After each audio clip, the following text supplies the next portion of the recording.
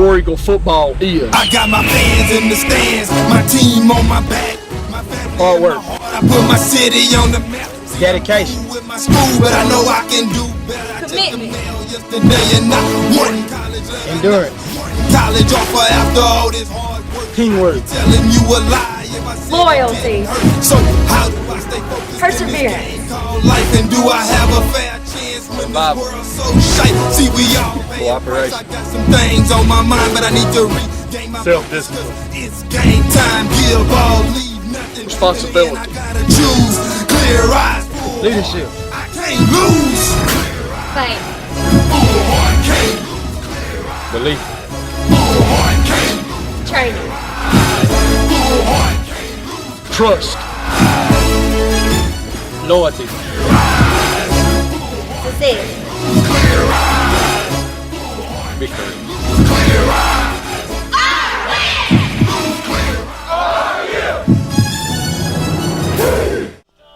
Welcome to Wayne County High School War Eagle football, and tonight we're back home at War Eagle Stadium. We've got, I suppose, Karen out in the Gulf of Mexico churning away, threatening to send a little rain up this way, but the most important business at hand is homecoming and the Panthers of Brook Haven High School, who are coming here tonight to take on your Wayne County High School War Eagles. Paul, it's usually the case. It can get real interesting when the Panthers and the War Eagles tie up. Yeah, I mean, it always does. I mean, last year was 17-15 over in Brookhaven, and it's always more times than not, it always seems to be a classic battle. I'm hedging my bets because last week Kenny and I talked about how great Natchez looked on film, and well, you saw what happened against Natchez, but Brookhaven a little bit different. Tommy Clopton does a good job. He and Todd Mangum coached together back earlier in their careers. Very familiar with each other, familiar with what they're going to do, and that always makes for an interesting and intriguing matchup. Kenny, you've been watching these old Brookhaven games for quite some time. What do you think we can expect tonight? Anything you can imagine, and several things that you can't imagine. We've seen some doozies with Brookhaven over the years, and a lot of it's been over there. I mean, we've seemed to have played over there a lot more than we played here, and I affectionately refer to that place as the black hole of the universe over there. It's it just seems to suck the life out of you when you get there. But they always have great athletes. They're always well coached. And looking at them on film, again, I've just picked up where Paul left it there. I mean, looking at film, they look awfully good. You see a lot of athletes on the offensive side, the wide receivers. Running backs run really hard. Defensively, they just hit you. And that's something that's always been their trademark is they get after you a lot. They had a D1 prospect that signed last year off that defensive line, and we were, if I remember correctly, the kid we were watching on the other side of him over there was just as good. He was a sophomore, and I'm afraid he's back. So, but I think we'll see just a little bit of anything you can dream up. Well, we're going to prepare for the worst and hope for the best, I guess, when Brookhaven comes to town. We're going to take a break, and we're going to be back with the head coach of the War Eagles, Todd Mangum, after this break. Everybody thinks it's best to be the biggest, so they try to outdo all the rest. Don't let our size fool you. We're big on technology. With us, you get the best of both worlds. Small town, first name friendly personal service and the high-tech convenience of online services. First State Bank, member FDIC and an equal housing lender. We're big on you. We're just a small town community bank, but we're big on you.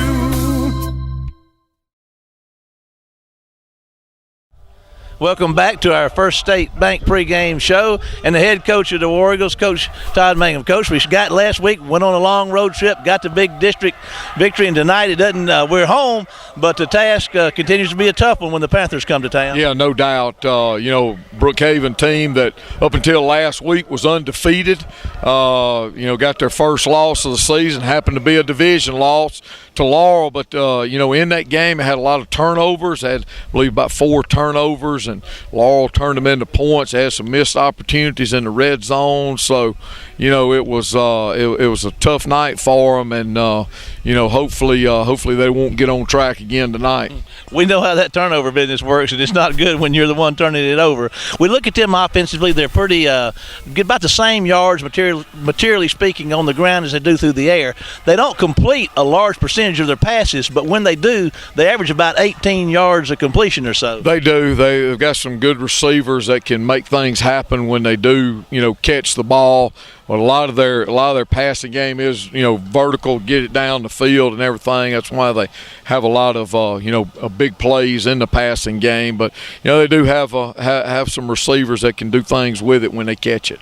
Always physical and fast on defense. What kind of defense or alignment, and what kind of scheme you think you're going to have to look at to overcome against their defense? Well, I think defensively, their philosophy-wise, they're very similar to us as far as what they do. Probably play a little bit more man coverage. They do that. They blitz some, kind of opportunistic blitzing team. They don't hang their hat on blitzing, but when they do it, they're effective. So we've got to do a good job of, first of all, protecting our quarterback when we throw, but main thing is doing a good job up front and being able to run the football. Coach, we appreciate you taking time as always. We're going to take a break and be back with starting lineups and our captains for tonight's contest. See you after the break. I'm a beast. Yeah, I'm in my own zone. It's beast mode time, so go hard or go home. I'm a beast. Yeah, I got it on my mind. See, I came here to shine, so let's get it on the grind. I'm a beast. Yeah, I'm in my own zone. It's beast mode time, so go hard or go home. I'm a beast. Yeah, I got it on my mind. See, I came here to shine, so let's get it on the grind. Step up in the building, swagger on point, right? Put your seatbelt on, cause it's gonna be a long night. It's gonna be a long fight, but then again, maybe not, cause I stepped in my zone when I pulled into the parking lot. I'm about to get it in, yeah, I got it on my mind. Let's end this thing in regulation. I ain't thinking overtime, cause I didn't work overtime, and I ain't trying to overgrind. I transform the beast mode just like overtime, and I ain't trying to overgrind. I transform the beast mode just like I came here to ball hard. I love this game, it's all I got. That's why I'm going all out and give it everything I got. Yeah, I give it all I got, as if it was my only shot. I play the game to win, to the end until I pass out, whichever just might come first. Quitting's never on my mind. I put my heart in this, that's why I lay it all on the line. So look me in the eyes, please don't be surprised that I push it to the limit or until I reach the prize, cause I'm a beast. Yeah, I'm in my own zone. It's beast mode time, so go hard or go home. I'm a beast. The food at Pops is better than ever, and here's why. How are we doing today, guys? I'm the new kitchen manager. My name is Roger Raines here at Pops Seafood and Steakhouse on Highway 84. We would like to welcome you guys to come back and see us again. We'll do our best to make sure that your visit here is a guarantee and that we have the best food possible. Hi, I'm Kay Beasley. I'm over the waitress staff at Pops. We got a good waitress. We'd like to welcome y'all to come out, and we'll give y'all the best service possible. Come see us Thursday through Sunday for lunch and dinner. Okay, we'd like to thank our friends at First State Bank again for making that pregame show possible, as they do every week, and we have our captains making their way out for the coin toss right now. Old Brook comes to town, and Kenny, I believe you made an observation in the pregame about the uniforms we got here. It kind of looks like Ole Miss and Auburn going to hook it up tomorrow. It's kind of like the same. Coincidentally, we'll play tomorrow. That's right. Wayne County Warriors. Number 56, Lance Palmer. Wayne County and Wayne County comes in here, want to know when the district does Brook Haven. I know they're 0-1. They lost last week to Laurel. Wayne County comes in here scoring 44 points a game, giving up 21 points a game. Kenny, I've kept stats, as you have, for a long time on Wayne County, and their offensive production, the highest I've ever remembered, has been about 39.6, but they're clicking at 44 points a game right now. They're putting a lot of points up. 50 points plus in 3 ball games to do that for you. And, we've not, I don't ever recall us having that much success and putting that many points on the board, at least this early in the season, since we've been following them.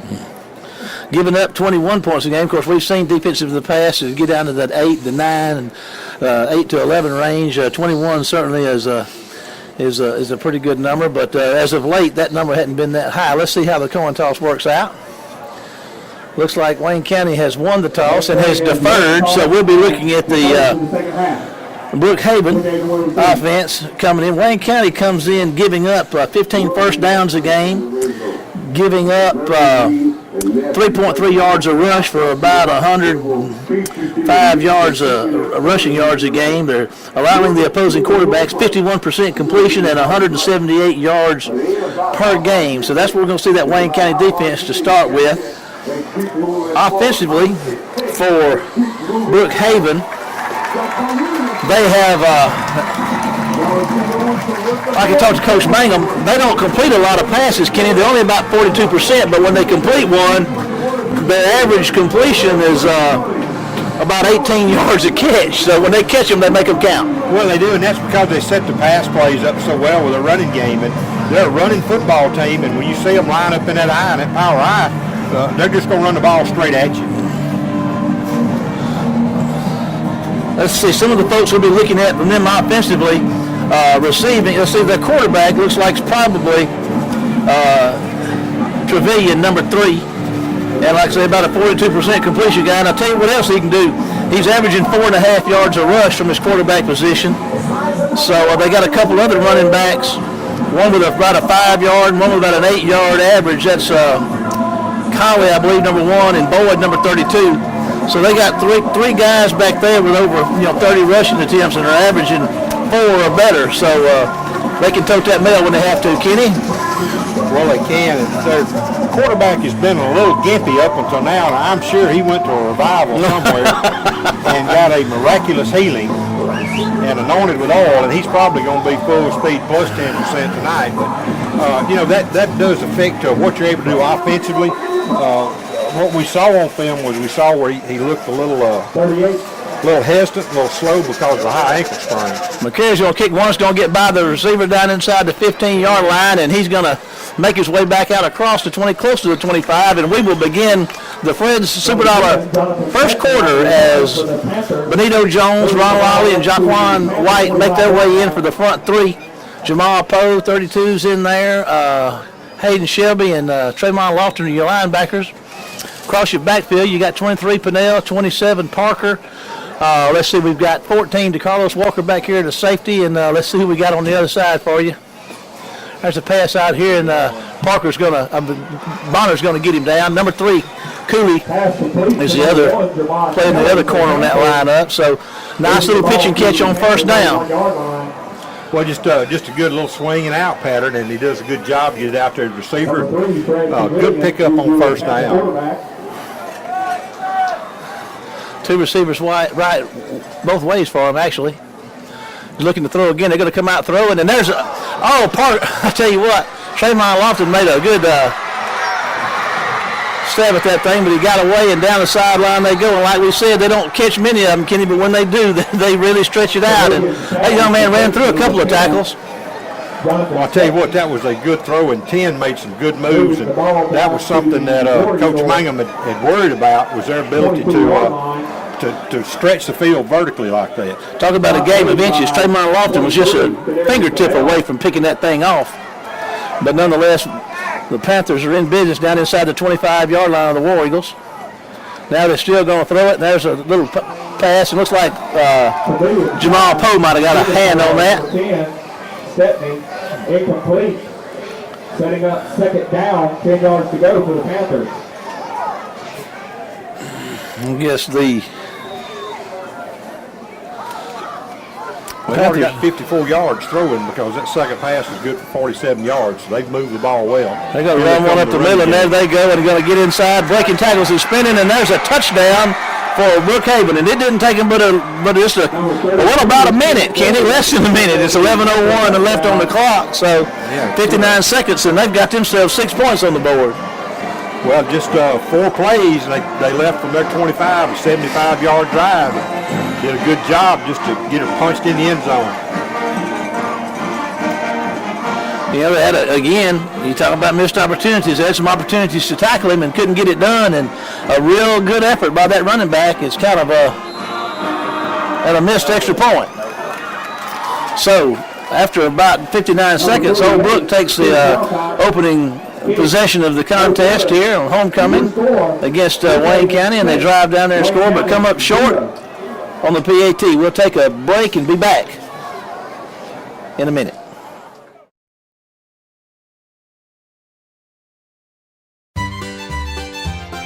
Ken and Tisha Snyder and Farrell West family-owned S&W Collision located on Mississippi Drive in Waynesboro will restore your vehicle to its pre-accident condition.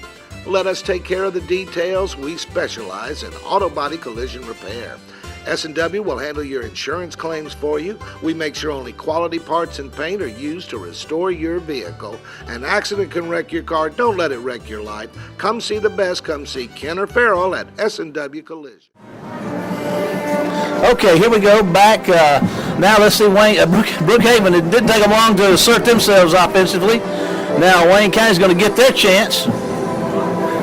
Wayne County comes in and we talk putting 44 points a game up. They're getting 26 first downs. They're averaging 4.5 yards a rush for 180 yards a game rushing. They're 65% on their passing completions for 207 yards a game through the air. So we'll see if Wayne County can't answer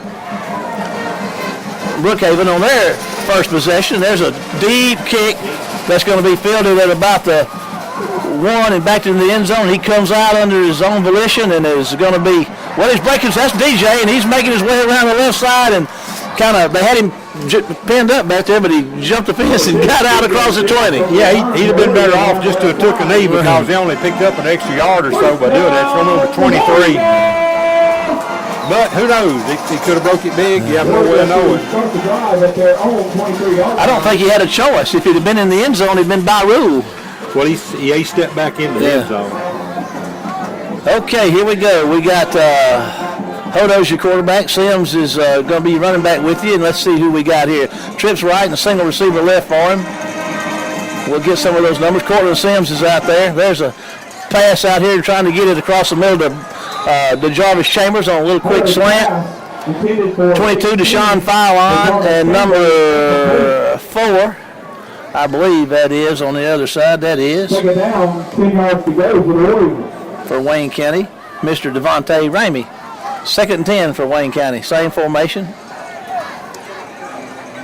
I just tried to run a quick slant that time and get it inside, and Hodo just didn't get the ball far enough out in front of the Jarvis. So now with the 2nd 10, you're going to have to try to pick up some good yardage. Hodo's going to keep it himself and going to find some pretty tough sledding up the middle. Going to get about 3 or 4 yards. That was run all the way, wasn't it, Kenny? It was. Just quarterback draw. Up front, we've got number 57 for Wayne County. That is Alex McGill, a senior tackle. We got Soshawn Washington, 51. Zach Henderson's your center. Hodo's looking to throw again. Got the Jarvis wide open. There's a nice catch by Cortland Sims. Here he goes at the 50. He's at the 40. Down the sideline. They're going to reel him in inside the 30-yard line with a nice completion. Brookhaven just didn't cover him. The corner right here went inside and let Sims get behind him. It's all over from there. Sims comes into tonight with 9 catches for a 16-yard average, so that's his 10th catch on the season. First down, there's going to be a handoff to DJ. He finds some room up the middle, running hard inside the 20-yard line. It's good for 45 yards in the War Eagle first down. You know, I believe the Jarvis was open on that long completion too, so Hodo had 2 guys open. But it worked well. Get it to Sims, and away he went. And there's another handoff up the middle. He puts his head down and going to find a short gain, if any. Sims, the War Eagle ball carrier up the middle. Getting 2 yards. 9:46 to go in the Fred's Super Dollar first quarter. Gibson for the Panthers. I'm not sure who 75 is for Wayne County out there tonight. We don't have him on his roster. That may be DeAndre Lang in a different jersey. He's usually starting at that position.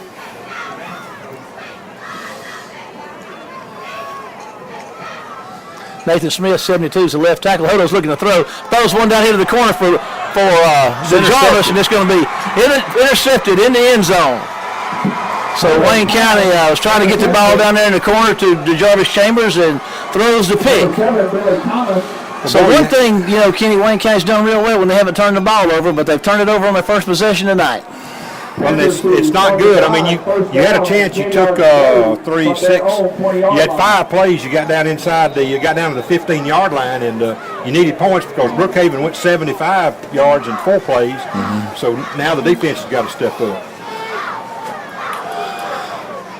Wayne County stays with that front 3. They head in there. Some pressure and a throw across the middle. It's deflected and picked off, and that is that's Kadarius Pennell. He's going touchdown, Wayne County. That's Pennell with a pick. I don't know who got a ball up and tipped that thing, Kenny. It might have been who tipped it. He caught it somewhere out here around the 30, 32-yard line, it looked like. The old tip drill there paid off, and Pennell goes. He took one. Let's see. I'll see if I can get you numbers on him. 18 registered on the hold. Stewart to hold out of the Palmer snap, and there's the kick, and it's up, and it's going to be good. We're going to stay with the action right here.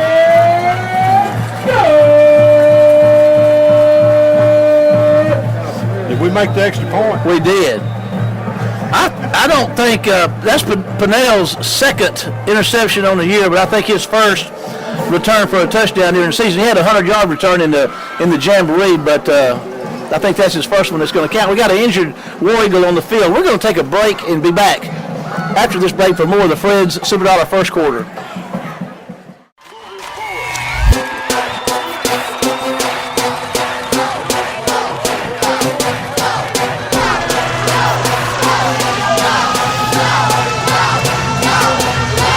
Under Armour boys, we protect this house, protect this house, protect this house. Under Armour boys, we protect this house, protect this house, protect this house. Under Armour boys, we protect this house. Pouncing on the field like a tiger on a mouse. It's a rumble in the jungle, we the kings of the beast.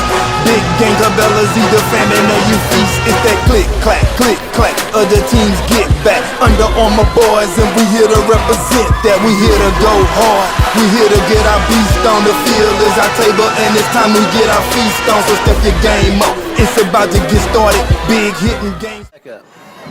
Okay, we're going to come back. Injured War Eagle is our long snapper there. Palmer, he's making his way off the field, and he's getting ready to kick it off.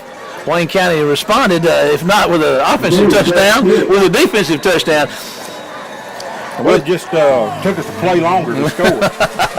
There's the kick. It's going to be deep over the head of the return man. He's going to make his way in the end zone and be back out to the 20-yard line.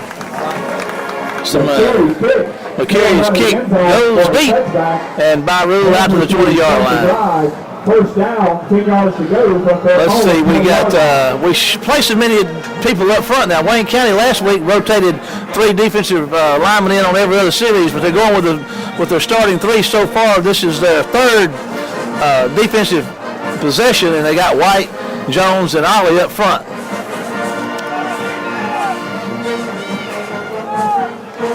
There's some pressure, and the quarterback's going to throw one out there, and it's going to be a little low on him, and he can't make the catch.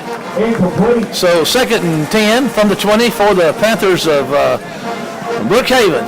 They did a good job to stretch it out, get pursuit on him, make him throw the ball a little quicker than he wanted to. They had some time. They had some penetration on him on that time. They sure did.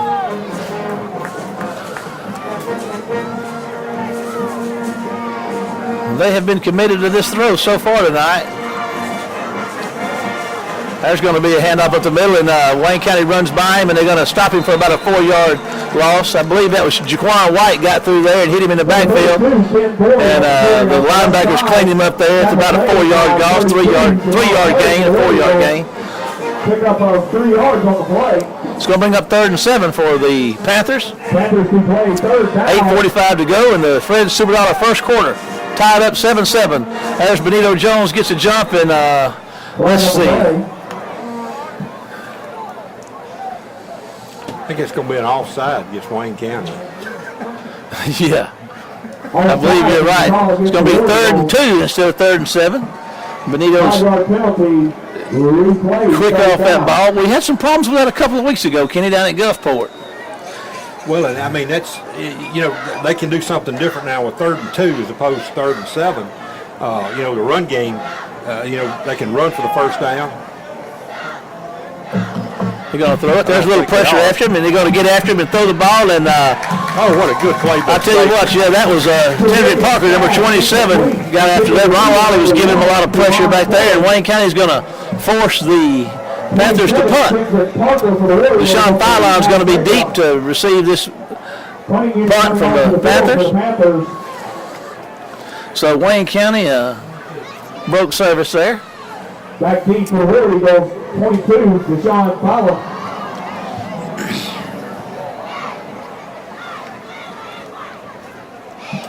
There's a good snap, and the kick's away, and it's going to be high, and it's like it's everybody's going to get out of the way. It's going to take a War Eagle bounce, and going to be down at about the 47-yard line. So Wayne County will be in business out close to midfield as Hodo and company come out for their second offensive possession of the night. They moved the ball well, Kenny, but they just, like I say, to turn it over, and that's been something that's really hurt Wayne County this year. Well, it has, and of course, we got great field position after the 25-yard punt, so puts us in great field position. We just need to take advantage of it. Elijah Pugh is in the backfield now, and he's going to take the handoff and going to work hard for a 1-yard loss. Boy, good job by that defensive front for Brookhaven to jam that thing up. Elijah Pugh comes in averaging 5 yards a carry.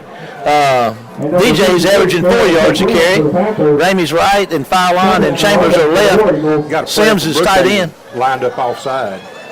There's going to be a handoff to Sims. He's got some room. He's making his way to the 50. Turns upfield. He's at the 40. He's going to drag him down about the 32-yard line. He just worked his way out. Got on the edge, and off he goes. I'm going to tell you what, that was a great block downfield by Devontae Ramey. He did a great job of getting down here and staying on that corner and gave us an extra 4 yards. That's something you've noticed before, Kenny, is these receivers do block well downfield for us on both sides, and all of them do. And that's Hodo's keeping the ball up the middle. Here he goes. He's inside the 20, dragging folks with him down to the 11 or 10-yard line for another first down. David does that so very well, and that's one of the things that you can't ever let up on David. When he's got the football, he can throw it, but he can also run it. Yes, he can. The ball up to the Panther 10-yard line. First and goal at the 10. There's a handoff up the middle to Sam. Breaking tackles inside the 5. Touchdown, Wayne County. That's DJ's. DJ is our leading scorer on the year, and he came in with 48 points, and he just added to his numbers right there. Tell you what, you just can't ask for series to go any better than that one, do you? That's his 8th rushing touchdown on the year, and the PAT is good. So with 7:23 to go in the Fred Superdollar first quarter, Wayne County is up 14-6. Brookhaven drew first blood, but Wayne County's responded with 2 touchdowns, 1 defensive touchdown, and now an offensive touchdown on about a 52 or 3-yard drive, I suppose.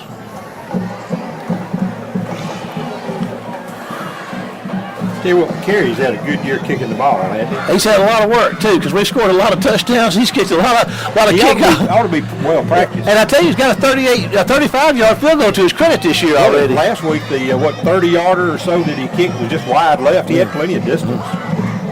Carey set kick.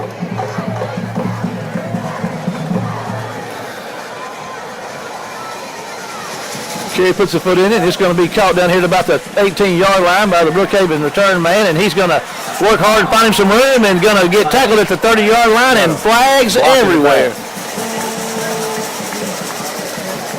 He had a decent return, decent field position, but they'll move it back about 10 yards. Should put the ball inside the 20. There is a flag on the play. We got 3 new defensive linemen checking the end, Kenny. We got 45 Pugh, we got 98 Bivens, and number 99 Tyree Evans.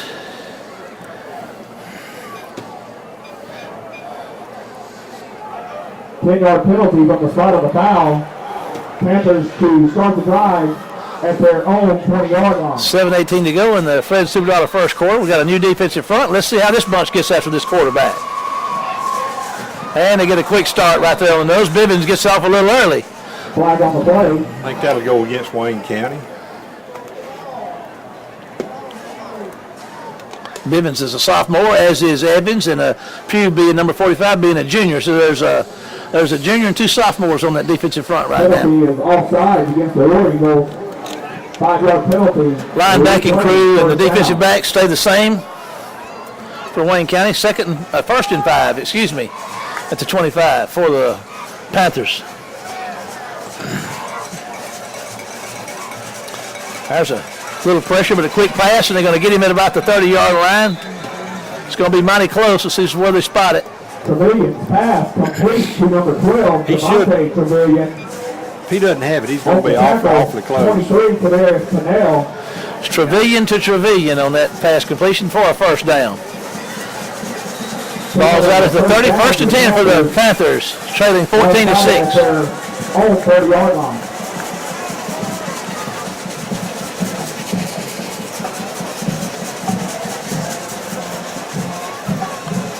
There's a handoff, and they're going to tackle him after about a four-yard gain. Does a good job to move the ball back out. The Panther ball carrier up the White, Ollie, and Jones check back in up front. Number 98, Quindarius Bivens, and number 44, Quindarius Bivens and Bonner on the stop for Wayne County. Poe, Bonner, and Lofton, and Shelby.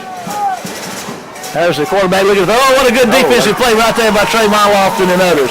Tremont led the charge, a junior linebacker, about a 215-pounder. Number 36, Tremont Lofton. Puts the ball back around the 29. 6 yards on the play. They're getting that pressure off the front there by White on that left side, and Lofton got in the backfield and just broke everything up and got the tackle for a loss. He came in tonight with 28 tackles through 5 games. Did Lofton. Looking to throw. There's a little pressure, hand up. Bible can't make it. He makes the catch, but War Eagles are all over it. I don't know if he made it back to the line of scrimmage. I don't think he did. 32, 10 boys.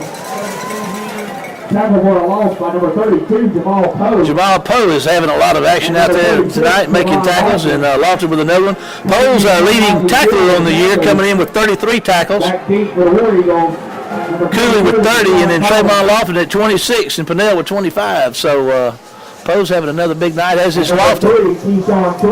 Cooley is back to receive the punt, along with, that was a little different punt right there. Cooley's going to move up to 40, and here he goes looking for somewhere to go, and they're going to reel him down, reel him in, and bring him down about the 44-yard line. So Wayne County's in business again. Offensively with 5:24 to go in the Fred Superdollar first quarter. Wayne County High School, War Eagles 14, the Panthers of Brookhaven 6. Hodo and company comes back out. Pugh is back with him again. Watch, that was a 33-yard punt. 33 yards on the punt. First down, Wayne County. 5-yard return. There's a high snap. Hodo keeps it. Here he goes across 50, making folks miss and then dragging them with him to the inside the 40-yard line for another first down. Well, that's the read play. Again, it's a zone read. He did a good job. There wasn't anybody in front of him. He read the end took the running back. He just took off upfield. That's a pickup of 15, 16 yards. Trips right for Hodo. Pugh stays in the backfield with him. Hodo's going to give it to him this time, and he's going to slip for a short gain. He went to make his cut and lost his footing. Number 7, Elijah Pugh. Tackled by number Washington, McGill, Harrington, Smith, and I'm going to think that's DeAndre Lang, 77, or 75, but I'm not sure, but I think that's who it is. Trips right. Hodo's back looking to throw. Fires one across the middle. DeJarvis Chambers in the catch. He's at the 20. He's going. That's another touchdown, Wayne County. I tell you, when DeJarvis gets in the clear, you can just wrap that up. He's going. Nobody behind him.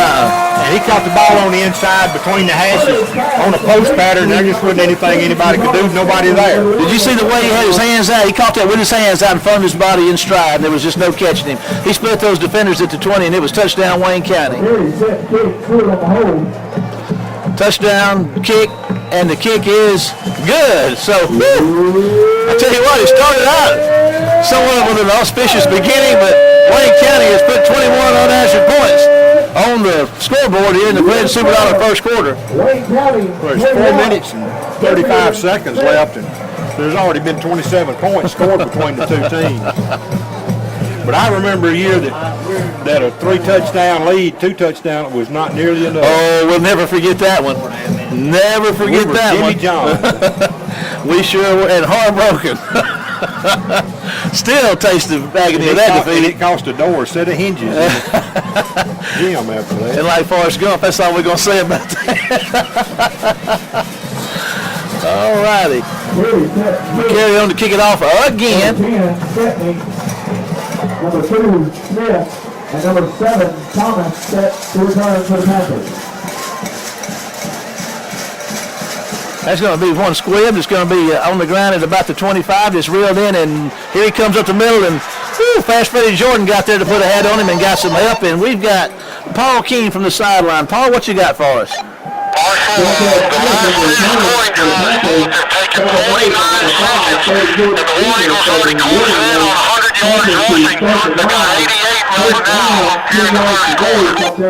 I'll tell you what, Paul, we appreciate that. They have hit the ground running tonight. Thanks, and keep it coming. That's Paul Keene with Wayne County News from the sideline, bringing us the statistical updates as he always does. There's a pitch, and going to be a pretty big hit there after about a train wreck out here on the corner. 2 or 3 yard gain. I believe Ronald Ollie was involved in that train wreck out here. I see him getting up, shaking his head. Denzel Bonner, 44. And we really like the way Denzel plays. He's a very aggressive, hard hitter, sophomore. 2nd and 7 for the Panthers. Looking to throw. There's a pass across the middle, and it's incomplete. Almost intercepted. Pass intended receiver number 10, Jonathan Stepney, incomplete. 3rd and 7 for the Panthers, trailing 21-6. 3rd down, 7 yards to go for the Panthers.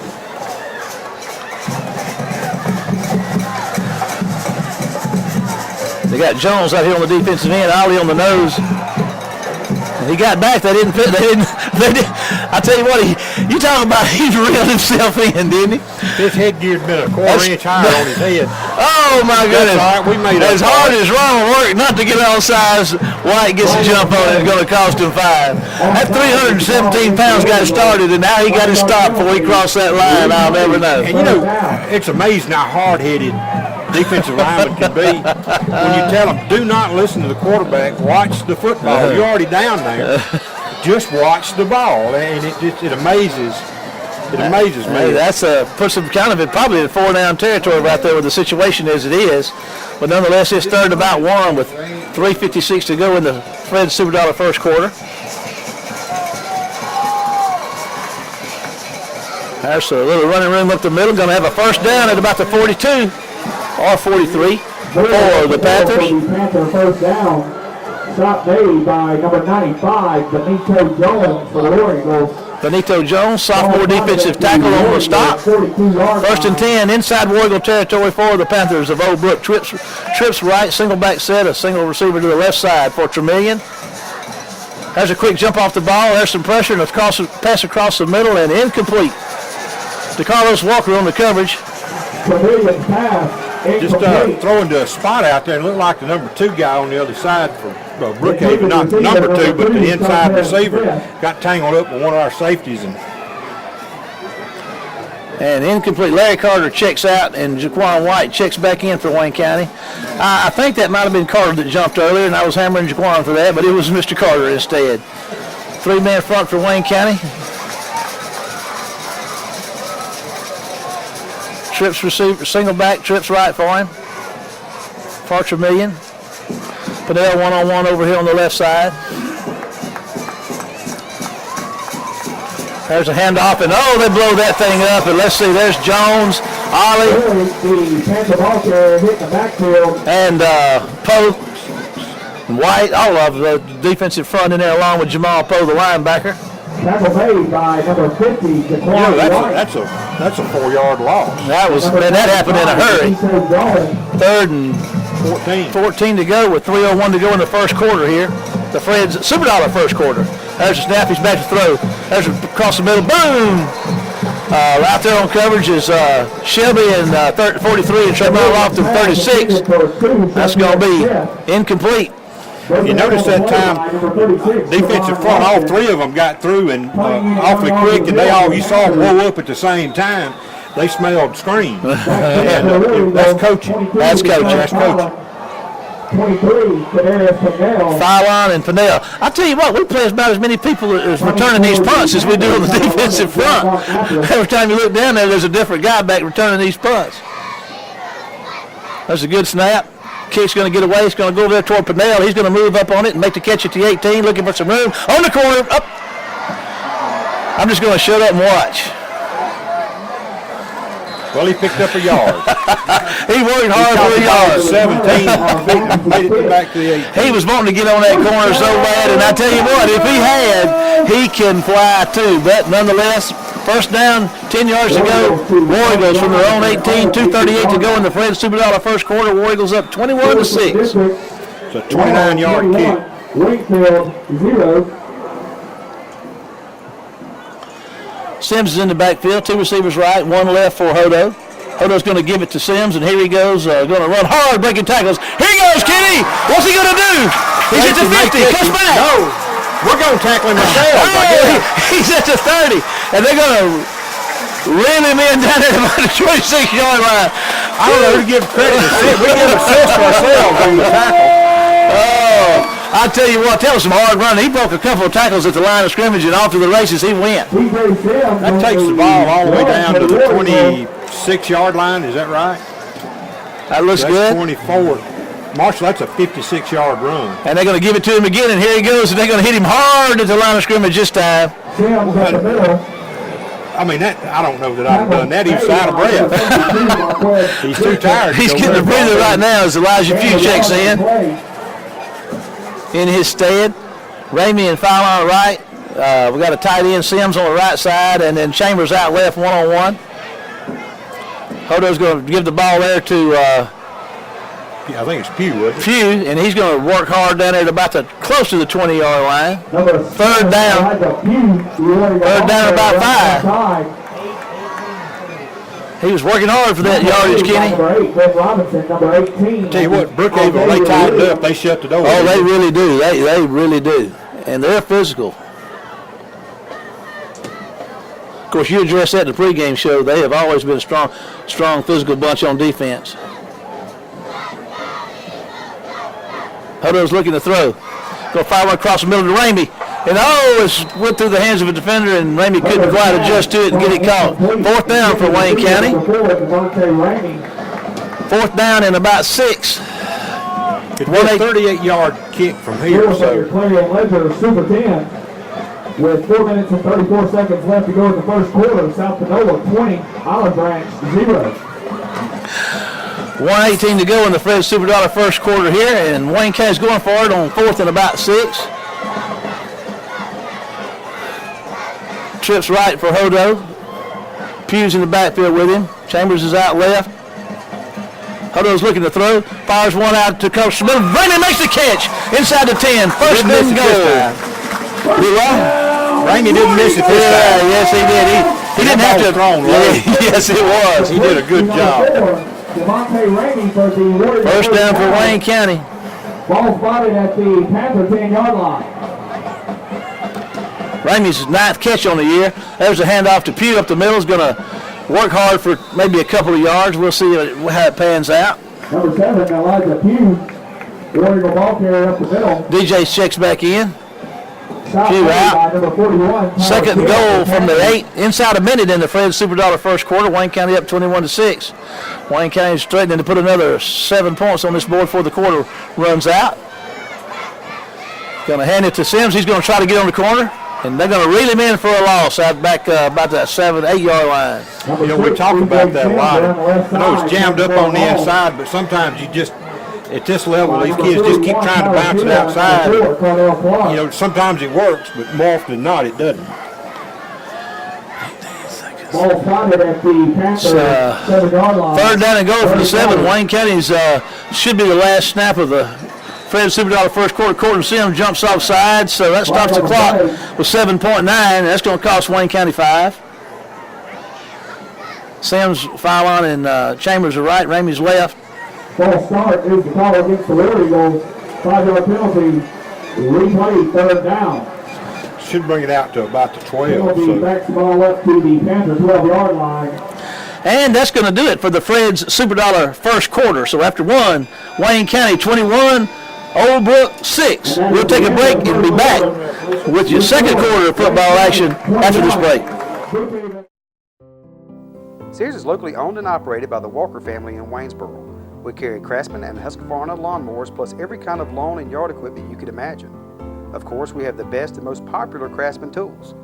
Have you been in the store lately to see our Sealy mattresses? Don't forget, we carry every appliance you could need for your home or office. Kenmore, Maytag, GE, LG, Samsung, Whirlpool, and Frigidaire. For faster delivery, let us place your Sears order. We'll get it right. Sears in Waynesboro. Okay, here we are to begin the Ace Cleaners Hutto Furniture Company second quarter. Wayne County up 21-6 with a third down and goal from the 12-yard line. Let's see what the War Eagles, what Bud Blackledge, the offensive coordinator of the War Eagles, dials up here, Kenny. We'll need to pull a rabbit out of a hat right here.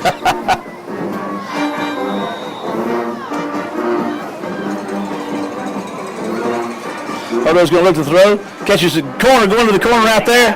Touchdown! What a throw and catch. He got got DeJarvis going out, and I tell you, he got enough angle on it that time. That was a great throw and catch right there. For the War Eagle touchdown. And you throw it to the wide side of the field, too. You're throwing it to the field there, and David had a lot of time and did a good job to really lay it out there, and Jarvis just ran under it. Carry on the kick, and he missed that one, so we gave him back one on the PAT, so it's 27-6. That's not something he does very often. No, and that one will be there till Monday because the gate's locked. We can't get in the construction site. Let's see. Chambers comes in on the night with 19 catches for a 15-yard average. He has, that's his 5th touchdown catch on the year, Kenny. I'll tell you what, he's, he gets double teamed a lot of times where he goes. There was single coverage on him there, but it's opened up some things for some of our other guys. And when other guys can hurt you too, then you have to respect that, and it gives DeJarvis an opportunity to get some one-on-one coverage. And they really can, Kenny, because, you got Fowler with 23 catches, Sims with 9, Ramey with 8, so got a lot of weapons, and that thing's caught at about 25. Oh, they're going to drag him down rudely. The nail on the stop is with Denzel Bonner inside the 25-yard line. Stop made by 23, Kadarius Cannell. Panthers to start the drive. Wayne County seems to be feeling a little frisky out there right now. Well, I hope so. The last drive was 82 yards, Marshall. 8 plays and went 82 yards. 11:50 to go. Now let's. The great Keene may correct me there on a little of that. Got a new defensive front in there, a little draw play up the middle, and they're going to stop him after a nice gain of about 5 yards, 4 yards on first down. Chandler Pugh, 45, a junior lineman is in there, along with the sophomore Quindarius Bibbins, 98, and 99, Tyree Evans in there up front. Your linebackers are Shelby, Lofton, and Poe. We've got Cooley on the corner, Pinnell on the corner. Hogan's back in there at safety, as is Parker. And there's an incomplete pass. Hogan, number 11, on the coverage. They moved this young man from linebacker back to safety. He started as a linebacker last year as a sophomore. They moved him to safety, and he likes it. Down, 6 yards to go for the War Eagles. Quentin Hogan, I believe. Back to throw. There's some pressure and a toss out there, and it's going to be It is intercepted. That's Keyshawn Cooley with the pick. He's still on his feet. And he's going. What's he got? He was working hard. He's got a pick 6 on the year. He had a 100-yard return for a touchdown. That's Keyshawn. That's his second interception. So Purnell's got his second interception on the year, as does senior Keyshawn Cooley. First down, 3 yards to go from the Panther 23-yard line. Tell you what, Wayne County scores here. This is going to be tough on Brook Haven. Yeah, it'll be tough on It's going to be tough on them. Chambers is right. A little different formation here. Single receiver both ways. A couple of tight ends down there. Baquan Spencer and Sims in at tight end. There's a handoff up the middle, and they're going to stop him for no gain, if any. DJ Sims really go Well, what you're seeing here is what Bud Blackledge is going to try to do is just line up and run the ball, let him get time off the clock, because now you want the clock to be your friend by running down. So the only way you do that is run the football. Yeah, let's see if they can do that. That's what they're setting out to do. See if they can make it happen. There's a high step. Go look to throw. Got a man. There's out to Baquan Spencer. Makes the catch. Keeps his balance. He's inside the 10. We'll give him maybe the 9-yard line. Spencer, Baquan Spencer, senior tight end. It's nice to have a tight end you can throw to. Yes, it is. And we've got 2 of them. And Brookhaven's linebackers, everybody bailed out that time. There was nobody on him. Third pass complete to 81, Baquan Spencer. Hughes in the backfield with Hodo.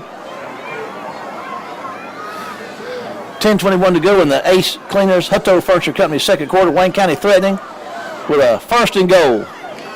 There's a handoff to Pugh. Here he goes. He's going to run hard down to about the 7-yard line, and he gets body slammed. Pile drove. Pile driver. WWE wrestling. Look like Hulk Hogan down there driving somebody in. DJ checks back in. Sims checks out. 2 tight ends set again. Sims on the right. Baquan Spencer on the left. Looks like he's down about the 7-yard line. Second and goal from the 7. 9:45 to go. There's Sims is going to slice down close.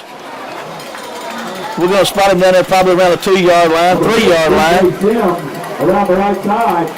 Comes a big package, Kenny. Benito Jones is checking in there. We saw this for the first time last week, and they were 2 for 2 with it. Well, they're down over 3, and Benito already takes up 2.5 of that now. 3rd and 3. 3rd and goal from the 3. And let's see. Deep handoff. Oh, what a great defensive play right there. I mean, Sims was going for the goal line. He made him in the hole. Just perfect form tackle. That was a great stop, Kenny. He might have picked up a yard. That was 4th and goal from the 2. That was classic defensive play right there. Wayne County's going for. Oh, he did, yeah. Ricky said he got on the 1, and it is. Going to kick a field goal. Palmer, Stewart on the hole. McCary on the kick, and it's up, and he's got the leg forward, and it's going to be good. So with 8:42 to go, Wayne County advances to 30-6 over the Panthers of Old Brook. We'll take a break and be back after the break. Hi, I'm Robert Lapath, and here at Newsome's, it's my job to make your house a home. Our cabinets are affordable, yet extremely custom. If you're interested in a hand-built, top-of-the-line cabinet or more affordable quality pre-built, we've got it. Thinking about new floors? We have the best selection of quality floors, plus we offer custom design at no charge. We offer hardwood, ceramic, brick, carpet, custom showers, granite countertops, and much more. When we do it, it's done right. Newsome's Affordable Cabinets and Flooring, making your house a home. Well, Kenny, it's been some a lot of stuff going on. I mean, we got 8:42 to go in the half. We got 30-6, and it's just been a wild and crazy quarter and a half. Well, it has. We get down to the 1-yard line on the 4th and goal and kick a field goal. We've seen, as we said, we're going to see a little bit of everything tonight. There's some room up the middle, and Purnell gets a hand on him, but he gets away, and he could go. Whoa! If he didn't step out of bounds, and I think he did, but there's flags everywhere. Number 10, Stepney on the return. The old Brook fans were on their feet. Warrior goal, 41-yard line. There is a flag on the play. And it's coming back. Pennell that guy's hard to tackle. Like I said, he's I think an 8-yard average guy out of the backfield. Well, the thing is, and this is sometimes hard to get through a youngster's head, if the ball carrier is ahead of you, don't block. Just, you can run down the field if you want to, but don't hit anybody. Not unless you can look him in the eye. Yeah. Don't try to hit him. So, oh, Lord.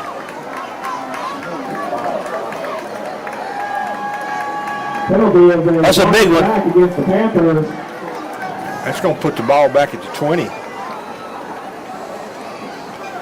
So on the blocking the back, they gained a very nice return. And the kid, Wayne County had some guys that got their hands on him, but they just couldn't bring him down. Well, that's the thing. You got to lock up. If you get a handful of something, hang on. Don't turn it loose. We got 8:34 to go in the Ace Cleaners Hutto Furniture Company second quarter. And Old Brook now with the ball. Ollie, Jones, and White. There's a quarterback keeper, and he's got some room, and he's going to run out here, and Tremont Lofton's going to tackle him after a nice gain on first down. That's 6, almost 7 yards. Stop made by number 36, Tremont Lofton. Larry Carter, number 59. They got him in there. He's a senior defensive lineman. They got him in there over the nose. They got Ollie and Jones on the defensive ends. There's a handoff up the middle, and Hayden Shelby's going to have a hold to him and hang on to him and drag him down. Going to be just short of the first down. It's going to be close. Panthers to play a third down, yard to go. 30 yard for the Panthers. There's a handoff of room. Oh, I don't know. They're going to see where they're going to spot him. He got across. Progress. He crossed the 30 Yeah, yard he got line. across the 30, so that's going to be a first down for the Panthers. Barely up the middle for the Panthers. Stop made by 43, Hayden Shelby, and number 32, Jamal Poe. Shelby and Poe on the stop. And that's for a first down. First and 10, Panthers, 7:44 to go in the Ace Cleaners Hutto Furniture Company second quarter. There's a handoff up the middle with pretty tough sledding right there. So Old Brook is, they came out in that first quarter. Can you throw? It looks like they've changed their modus operandi here in the second quarter. Gain of 3 yards on the play. Oh, well, Spit it out, Kenny. I can't get it out. Ronald Ollie's the one that busted that play. They pulled a guard to kick him out. He went inside the block and shucked it, and the running back had to turn back up. That's why they shut it down. Back to the throw. There's a pass that's going deep. I tell you what, that was some pretty good defense right there. Cooley was out there in coverage and step for step with him and got his hand up and batted that thing down. And he's going to check out. Looks like he's slung a shoe or something there. Intended receiver number 12, Devontae Trevelyan. Third down, 8 yards to go. Third and 8. For the Panthers. Cooley's out. Getting some equipment work done. Boy, this is where you need some pressure.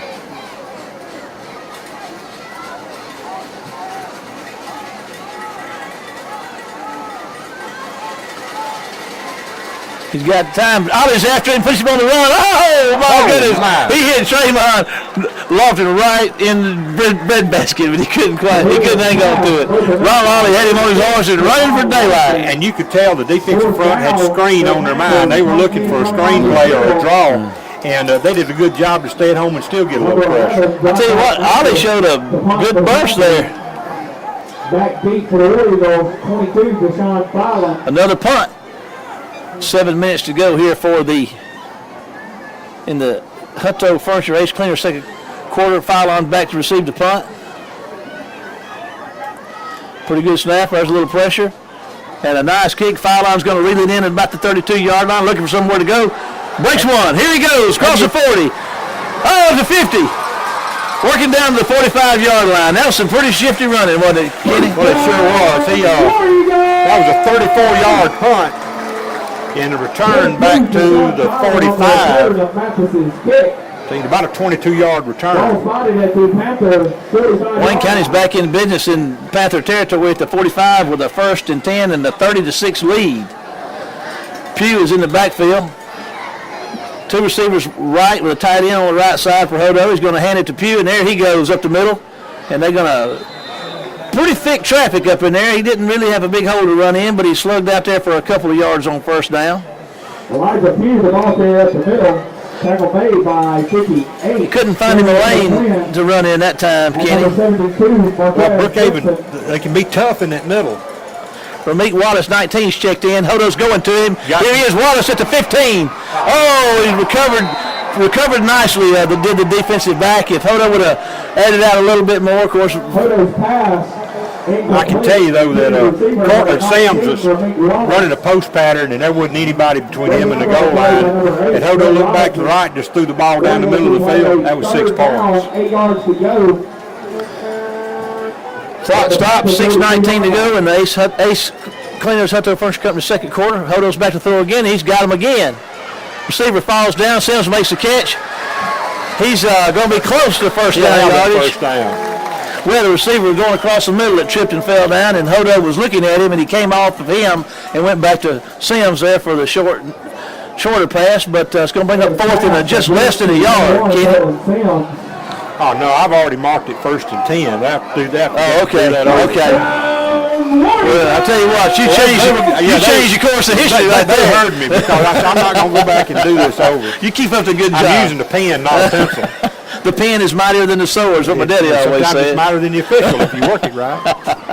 Or the spot, anyway.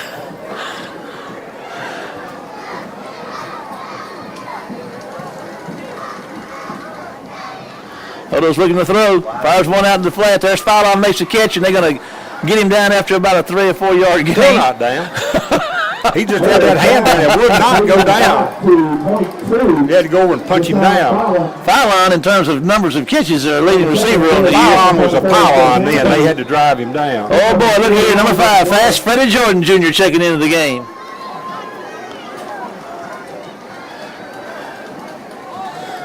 $5:19 to go in the 2nd quarter.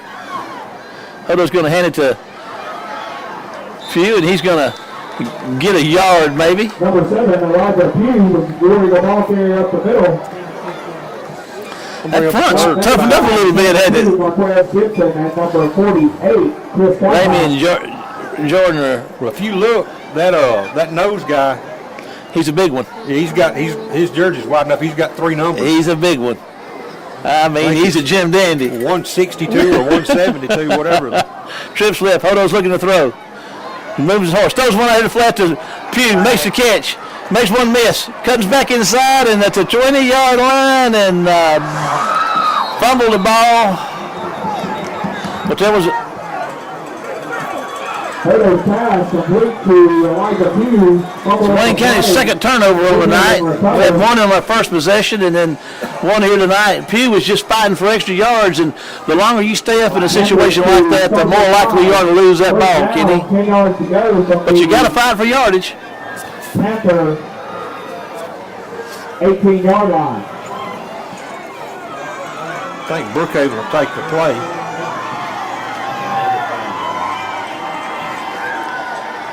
.434 to go in the Hutto Furniture Company Ace Cleaners 2nd quarter. Wayne County up 30-6, having turned the ball over inside the 20-yard line of the Panthers. Missed a scoring opportunity there. There's a quick pass out there, and Bonner's going to get after him and miss him, and looks like Cooley got a hand on him and tripped him up. Going to be about a 7-yard gain on 1st down. By number 3, Keyshawn Cooley for the War Eagles. Pick up 7 yards on the play. Moving the ball to the Pugh, Bivens, and Evans are your front 3 now. There's some pressure and on him, and throw that thing away. Incomplete. Intended receiver, number 1, Javon Kelly. 4:02 to go. in our second quarter. War Eagles up 30-6. 3rd and 3. Ball's on the 25-yard line for the Panthers.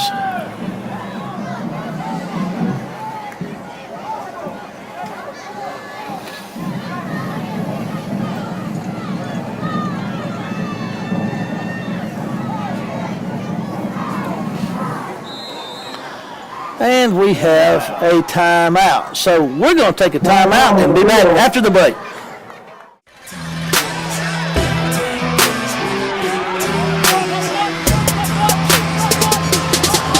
Go hard, go home, go hard, go home, go hard, go home, go hard, go home. Let's go, let's go, let's get 26. Okay, here we go. 2:38 to go in the Ace Cleaners Hutto Furniture Company second quarter. 3rd and 3 to go from the 37. Face the Panthers. There's a handoff, and it's going to be first down for the Panthers. 32-10-4 at the middle for the Panther first down. Make them earn it on the ground, keep the clock running. Made by number 44, Denzel Bonner for the War Eagles. Good for 5 yards and a first down. Ball spotted at the Panther 42-yard line.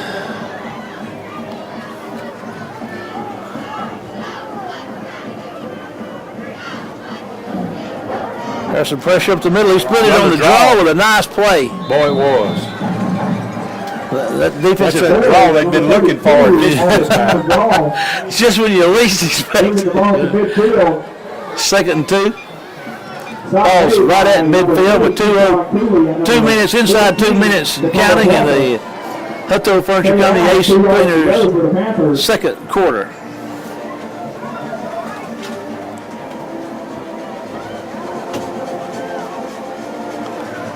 There's a that ball was thrown by the receiver. Yes, he did, Kenny.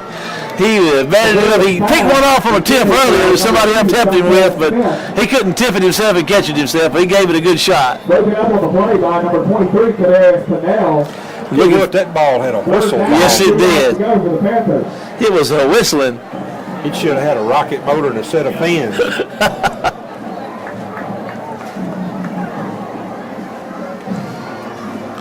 There's a quarterback keeper around the left side, a little room, and Cooley's going to trip him up at about the 40.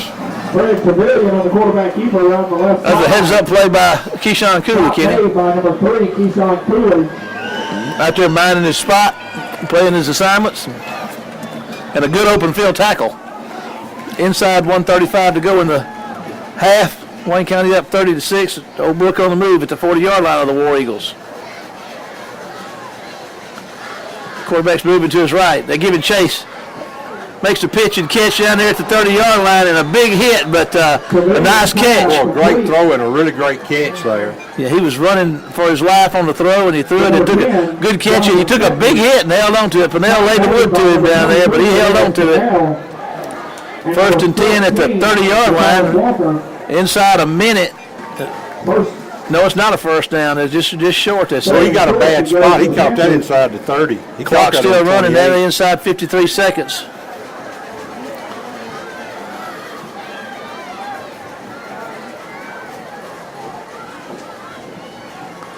There's a handoff, and there's some pressure right to the middle. And let's see what we got there. Shelby's there, and hit the backfield by number 43. Jaquan White was the first one to get a hand on him. Larry Carter's checking in. Well, we got a timeout. Timeout on the field. Wayne County. I believe it is. No, it was Brookhaven. There's 36 seconds to go in the half, and the Ace Cleaners Hutto Furniture second quarter. We'd like to thank all of our sponsors who make our broadcasts on WC-Web TV possible every week, and also on CMA 10 TV. I'd like to thank our cameraman, Ken Roberts, for all the work he does in bringing these video productions to you with under the editing and work of Rebecca Caldwell. We appreciate all she does. And Kenny and I get to sit up here and talk about football and have a good time. Most of the time.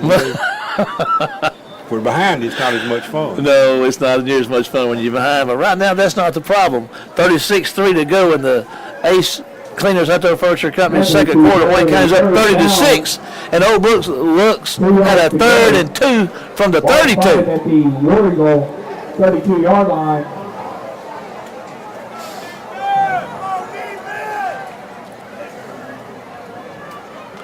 There's some pressure, and nice catch. He tipped it himself and caught it, but he's burning the clock down there. First down. He got that first down in 28 seconds. There was some good pressure on that quarterback, Kenny, but again, he's a beast standing in that pocket and getting that thing out there at the last minute. He got some guys that's not afraid to catch it either. Number 59, Larry Carter. Quarterback wasn't quite ready for the football. There's a what a catch right there. That is a big catch by Tedrick Parker. Oh, man, I tell you that was a great catch. He laid out on it, didn't he? And picked it out of the air and pulled it to him. That's the 3rd interception of the night for Wayne County. So that shuts Old Brook down with 15.8 to go in the half. What a great effort and catch by Tedrick Parker. That's where you want to look for that on Sports Center later tonight. Da-da-da. You got it, baby. We're on our 7-yard line, 1st and 10, and I think we'll take a knee here. Take the old knee. Looks like they're in the kneeling formation, and that's just what they're going to do. 1 quarter down, 1 half down. Wayne County 30, Old Brook 6. We're going to take a break and be back with the Bank Core South halftime show after this break.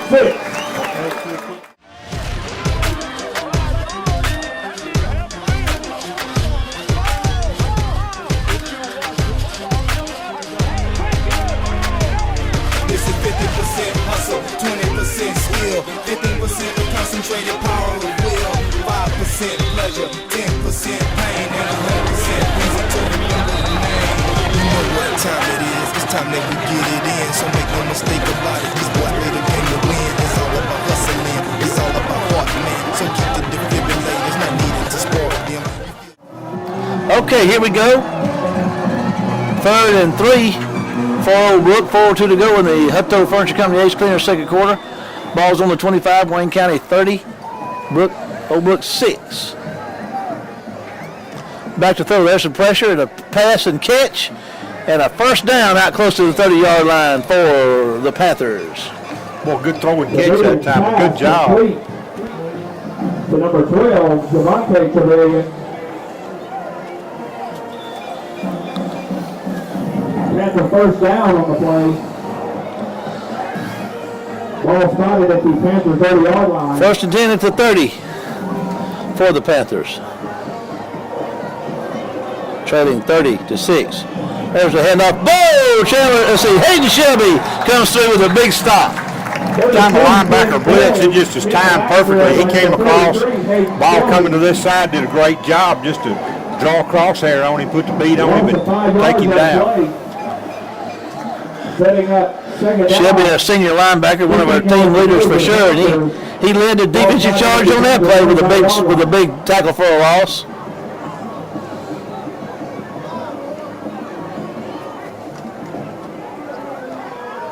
There's a catch, and they're going to make his way out across the 35. Going to be short of the first down.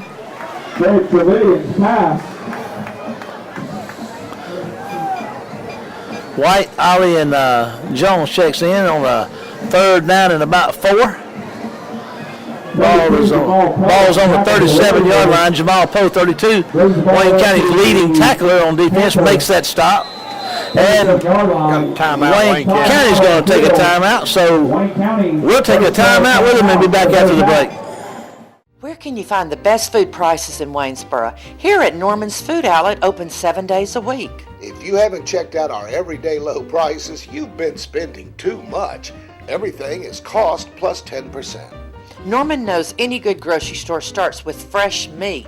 Add fresh produce to grocery, to dairy, to meat, to frozen foods, to our helpful and friendly staff. Norman's Food Outlet is proud to serve all of Wayne County.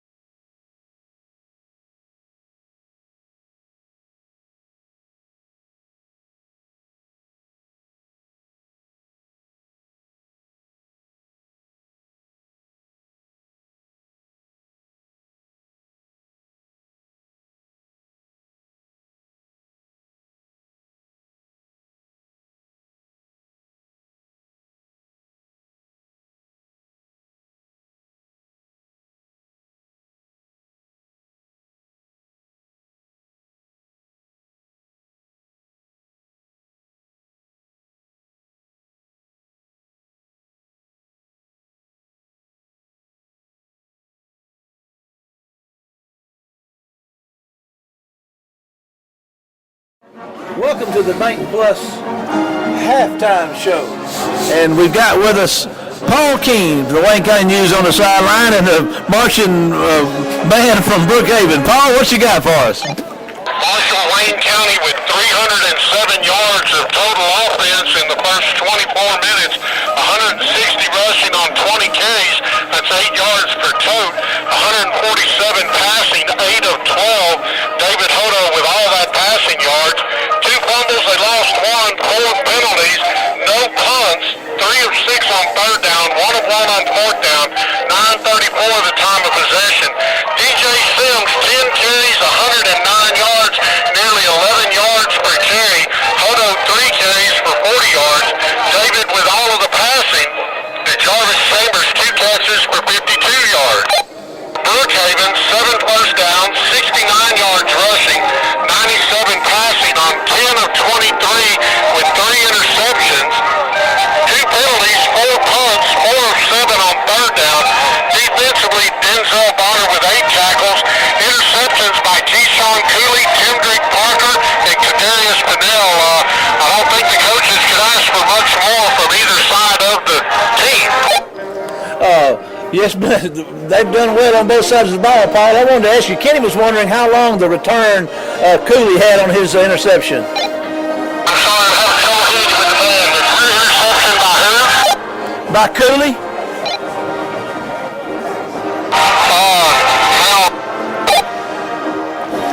Well, we kind of put you on the spot there, Plotter, but that's okay. We'll forgive you with the band and all going on. Thanks for your report, and get you a break, and we'll see you from the sidelines in the third quarter. Thanks, Paul. Well, Kenny, we didn't find out what you wanted to know, but Paul was with the battle of the bands down there. He got caught up in the snare drum down there. He was it snared. The battle of the band or battle with the band? It might have been the battle with the band where he was standing, and he was losing. Well, I tell you what. Great first half, though, Marshall. I mean, we got everything done we needed to do. Got a comfortable lead going in at half. We're going to get the ball to start the second half. And, defensively playing well. The turnovers, you hate to see those. But overall, I thought we played very well on both sides of football. Yeah, I took a deep breath when we got down that first possession and threw that pick in the end zone. I was going, oh, my goodness, here we go, and they drive and score. But I tell you what, it didn't take but a minute, and Wayne County was coming out with all the guns blazing, hitting on all cylinders. No, it didn't, because you turn right around and take the ball back on the interception and get the ball back in the end zone, so you go up. You go up 7-6 just a couple of plays later, plays in the possession. But when you look at it defensively, we've done the things we needed to do. The quarterback, again, I told you, I figured he'd go to a revival and get healed. And you called it. You sure did. He has been healed, and he's playing much better. But, in the second half now, what you've got to do is maintain. And you've got to maintain that level of intensity. And that's the thing that is as much a learning experience for our guys as anything is don't take your foot off the gas. And it's pretty natural. That you can even say it's normal, but you don't want it to happen. You don't care how natural or normal it is. You want them to keep the foot on the accelerator. Don't let them get up and maintain in the third and fourth quarter. Okay. Well, Wayne County gets the ball to start this second half, and it'll certainly be important for them to assert themselves and reclaim the momentum they had here in the first half. We want to certainly thank our friends at Bancorp South bringing us the halftime show every week for Wayne County High School War Eagle football, and we're going to take a break and be back with the third quarter after the break.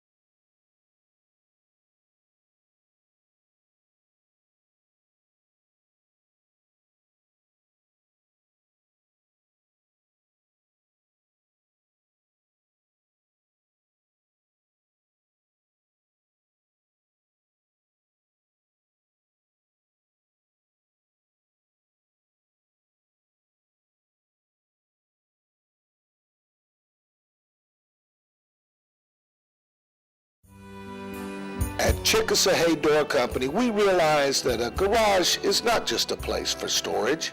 It's the site for a big Texas Hold'em tournament, even a nursery for your baby. Nope, today the garage is another room of your home. When your garage is more than a garage only, Chickasawhay Door Company will do. In 2 years, nearly 1,000 doors have been installed by Steve Locke and his crew. See Steve at Chickasawhay Feed. Okay, 1.5 down and 1 to go. We're going to be beginning here. Wayne County's going to get the ball to start off the second half, and the Extreme Sound Security and more. Third quarter. Kenny, I'm going to run through some of these things that Ray and his crew down at 711 Station Street, and it'll be a while, but we're going to get it to you, Ray. Lofton and his crew, Extreme Sound Security and more, bringing us this third quarter tonight. We'll share with you a lot of the more that they provide at 711 Station Street in Waynesboro, Mississippi, as we progress here in the Extreme Sound Security and more third quarter. As it stands right now, the Jarvis Chambers and DJ Sims are back deep to receive the kickoff of the Panthers to begin this second half. Wayne County leads after a half, 30-6. Panthers set to kick to start the second half. You know, Kenny, it seems to me like Brookhaven on a snap-by-snap basis is either real good or real bad. I mean, you know, sometimes they just kill you, and then sometimes you can just have your way with them. DJ's going to get it out to about the 24-yard line. There comes the flag. Got a face mask. Kenny says we got a face mask. We'll see what happens. Kenny's usually spot on with his calls.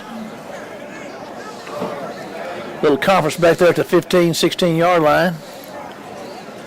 And here we go with the report from the officials, and it is a face mask. You're right, Kenny. How do you do that, Kenny? It's just part of the wonderfulness of me. So that's going to take the War Eagles out to the 39-yard line with a 1st and 10 to go. Hodo and company. Sims is in the backfield with him. Got 2 receivers, Ramey and Fowler right, and we got Cortland Sims tight end on the left side. Fowler's in motion, joins Chambers over there. There's a pass out there. Fowler makes the catch. He's at the 40, turns upfield. Here he goes. Running hard out across the 45 on the first down. Chambers out there blocking for him. It'll be a nice first down gain, Kenny. Going to be about 8 or 9 yard gain, 8 yard gain probably. Pick up on 7 yards on the play. Stop made by number 8, Ben Robinson for the Panthers. Ramey is right for Hodo. Hodo going to give it to DJ. He's going to plant a foot and going to get tackled hard at the line of scrimmage. Going to make up 3rd and 3. Well, that time inside, Brookhaven just did a good job. They blitzed the linebacker in there, and he did a good job to jam it up. They sniffed that out early. 3 yards to go. 3rd and 3 for Wayne County at their own 46-yard line. Trips right for Hodo. Single receiver left. Inside 5 seconds on the 25-second clock. 3, 2, got the snap off. Hodo's back to throw. Fires one out here. DJ Jarvis makes the catch. He's working his way inside the 50 and makes a first down, but we'll see what the penalty is. It's going to be a holding against Wayne County. Negate that first down. You know, in all seriousness, believe it or not, I can't be. That's what you paid me for. That's why I go up and watch all that film on Sunday afternoon. And that's 23 years of too much film. There you go. See these things. Well, we appreciate it, and we're glad to have you here with us. Ball now started at the 31-yard line. And we're looking at a 3rd and a... What? Third and a mile. 3rd and a mile. A 3rd and a long, long way for Hodo and company. And this is not the way they wanted to start this first drive of the second half. 18.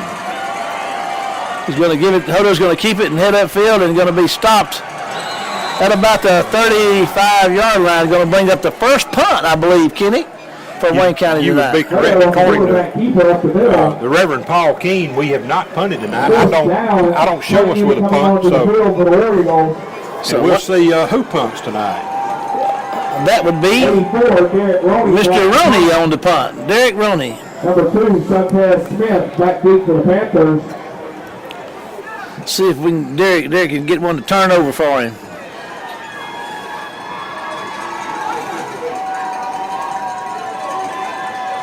It's a good snap. Ronnie's going to put a foot in it and going to kick it, and it's going to come down with good coverage at about the 35. Take a good bounce for Wayne County. It's going to be down at the 27-yard line, 28-yard line. Down by 23 for their Canal.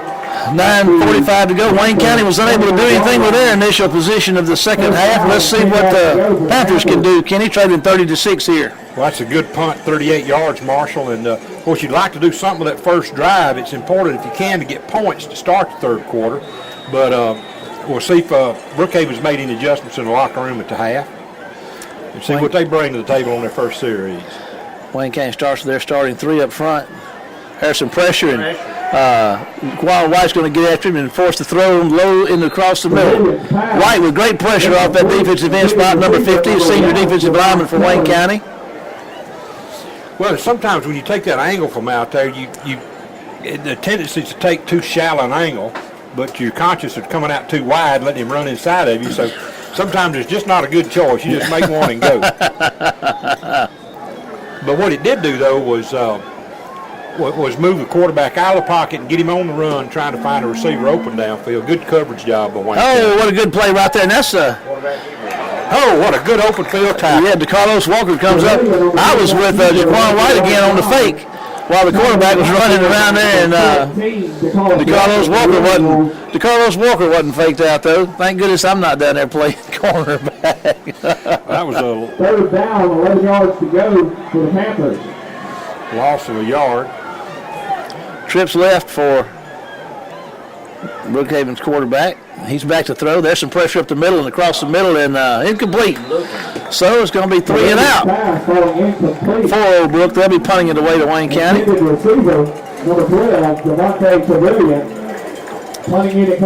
let's see who's going to return this. Cooley's going to be back along with Fowler.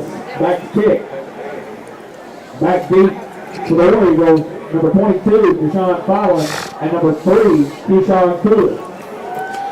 9:05 to go in the Extreme Sound Security Moore third quarter. Wayne County up 30-6. There's a punt, a nice punt that's going to go out of bounds over there at about like inside the 45. Ball's still live. Well, it was sitting there, and then somebody from Wayne County decided to pick it up at the last minute and run with it, and almost I can't. Wayne County's got the ball at the 45. Somebody's going to get talked to about that, I think. That's almost a hanging offense. You get away from that football, leave it later there. Wayne County's got good field position. Their second possession of the second half, just inside the Panther 45-yard line. I'll tell you what, that was about an 18-yard punt. Hodo's going to hand the ball to Sims. He's going to work his way around the right side, and they're going to string him out and keep him from turning the quarter. And it's going to be about the line of scrimmage. Straighten out his mouthpiece there just a little bit. Stop made by number 35, Dedrick Smith for the Panthers. Pick up of a yard on the play. He managed to get him a yard. I see Washington and McGill up front. Is it Harrington and Daniels and Smith and Sims up front blocking for Hodo and company. Fallon and watching this outside linebacker over here like he's coming, and he is. He's trying to get DeJarvis across the middle, and he couldn't quite make the catch. So it's going to bring up third down. Throws in a good place. I mean, that's good defensive play by the safety over there. But boy, I tell you what, that's one that really you let get away. Breaking up on the play by number 8, Ben Robinson. Ramit Wallace is split out right with Cortland Sims and Fowler and Chambers are left. DJ Sims in the backfield with Hodo. It looks like we had a little offsides right there on the part of Old Brook. I mean, talk about an inexcusable mistake. Third down. It's going to bring up 3rd and about 5 for Wayne County instead of 3rd and 10.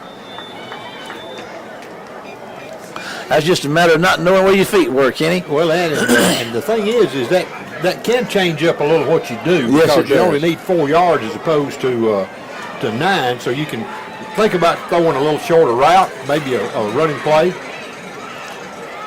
DJ's going to get it, and he's going to cut and get close to that first down. Let's see. I believe he's going to get it, Kenny. Yes, sir. First and 10, Wayne County. Official is 8:05 to go in the Extreme Sound Security and More third quarter.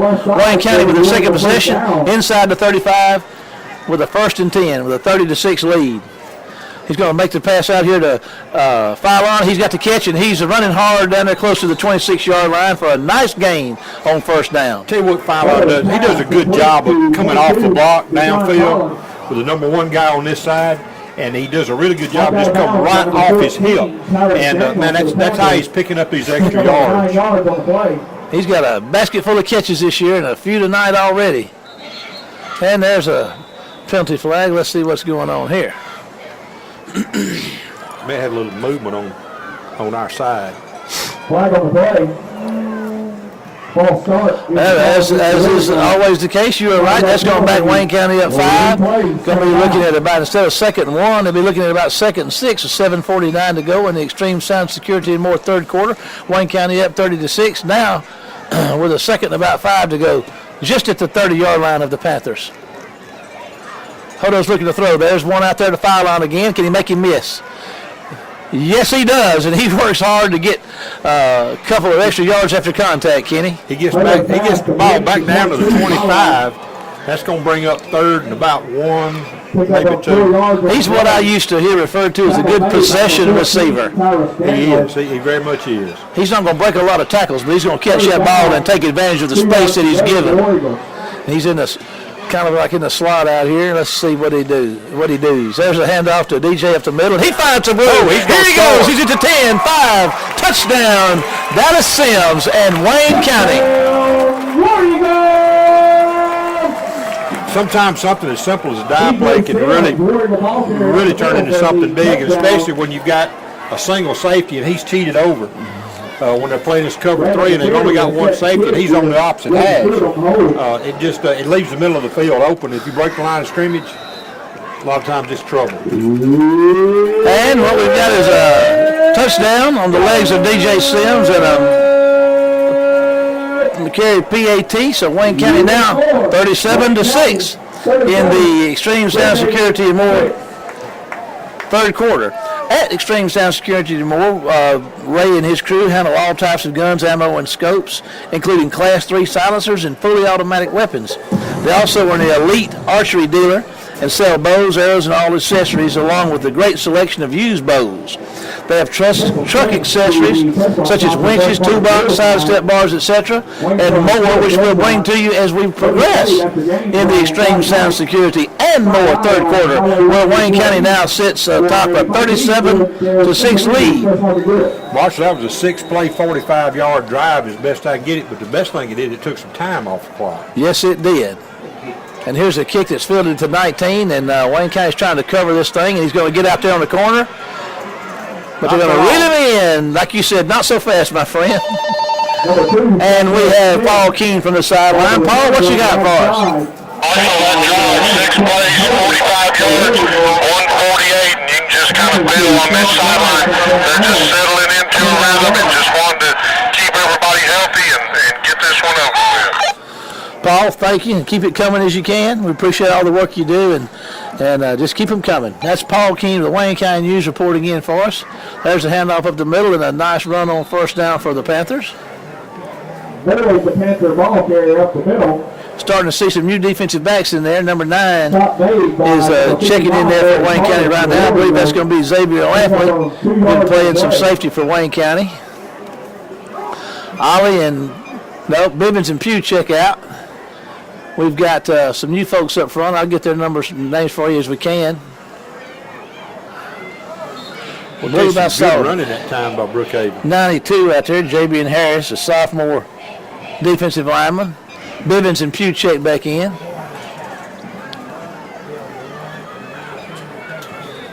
Number 1, Javon Kelly on the run for the Panthers. 92, J.B. and Harris, and number 32, Jamal Powell on the tackle for the War Eagles. Third down, a yard to go for the Panthers. There's a handoff with a pretty tough sledding, but a first down out across the 40 for Old Brook. Kelly, the Panther ball carrier, moving the ball across the 40-yard line for the Panther first down. 32, Jamal Poe, 44, Denzel Bonner, and 59, Larry Carter in on the tackle. Kid Bivens and Evans up front for Wayne County. Two backs. There's a quarterback under some pressure, and Lofton gets after him. And there's an interception. That's Keyshawn Cooley, I do believe, and with his second interception of the night. But we had a big hit by Trevon Lofton back here with a late hit on the quarterback. Pass intercepted. There is a flag on the play.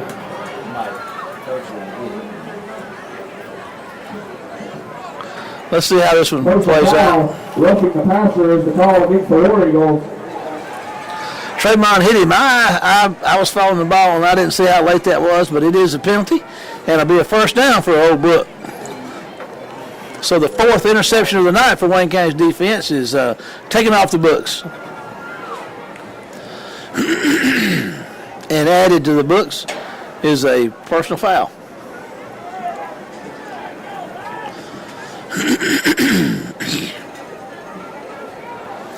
It's illegal penalty, moving the ball across midfield to illegal territory to the illegal 44-yard line. Panthers have a first set of downs.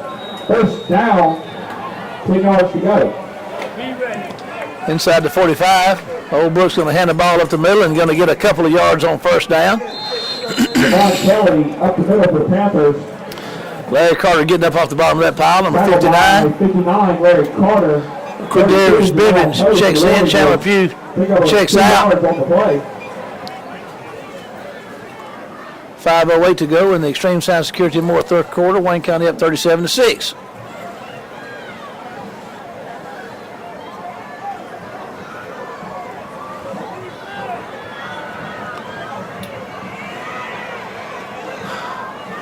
And again, Lofton with some pressure, and man, he threw that up in the stairs over there. Shelby and Lofton had him running for his life. Kenny had to throw that thing away. There's a popcorn vendor running for his life over there. Shelby on the quarterback pressure. Going to bring up 3rd and 8, 4:51 to go. Ball at the War Eagle 42.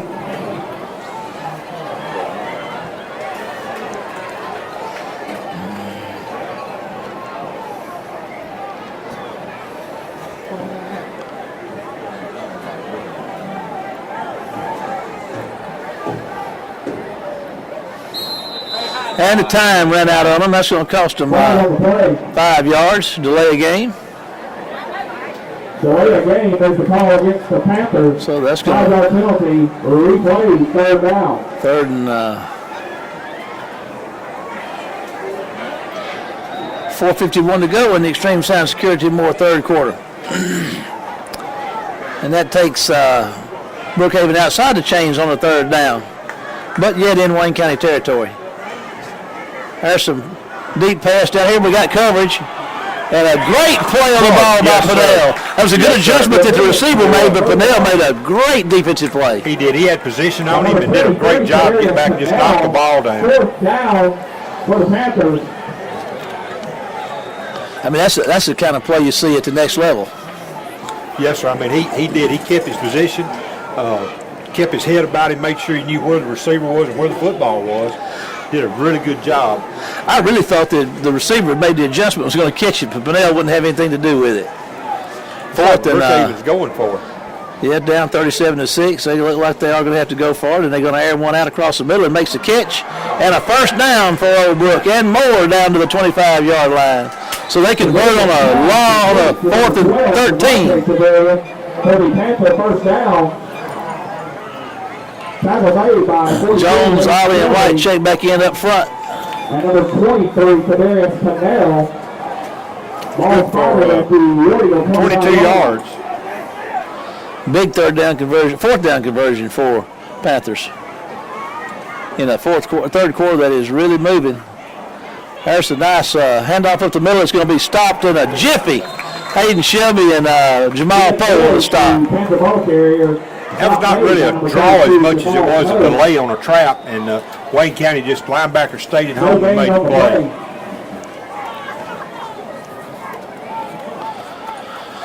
Second and 10 from the 25 for the Panthers. Inside 4 minutes of the extreme sound security and more. Third quarter. There's a quick jump off the ball by a defender, and a nice throw across the middle, and a catch as he settles down out there at about the 13 or 14-yard line for a first down. That's a nice catch. It sure was. It was a good throw. Fidel and Walker came up for the Warrior tackle. Ball now spotted at the Warrior 13-yard line.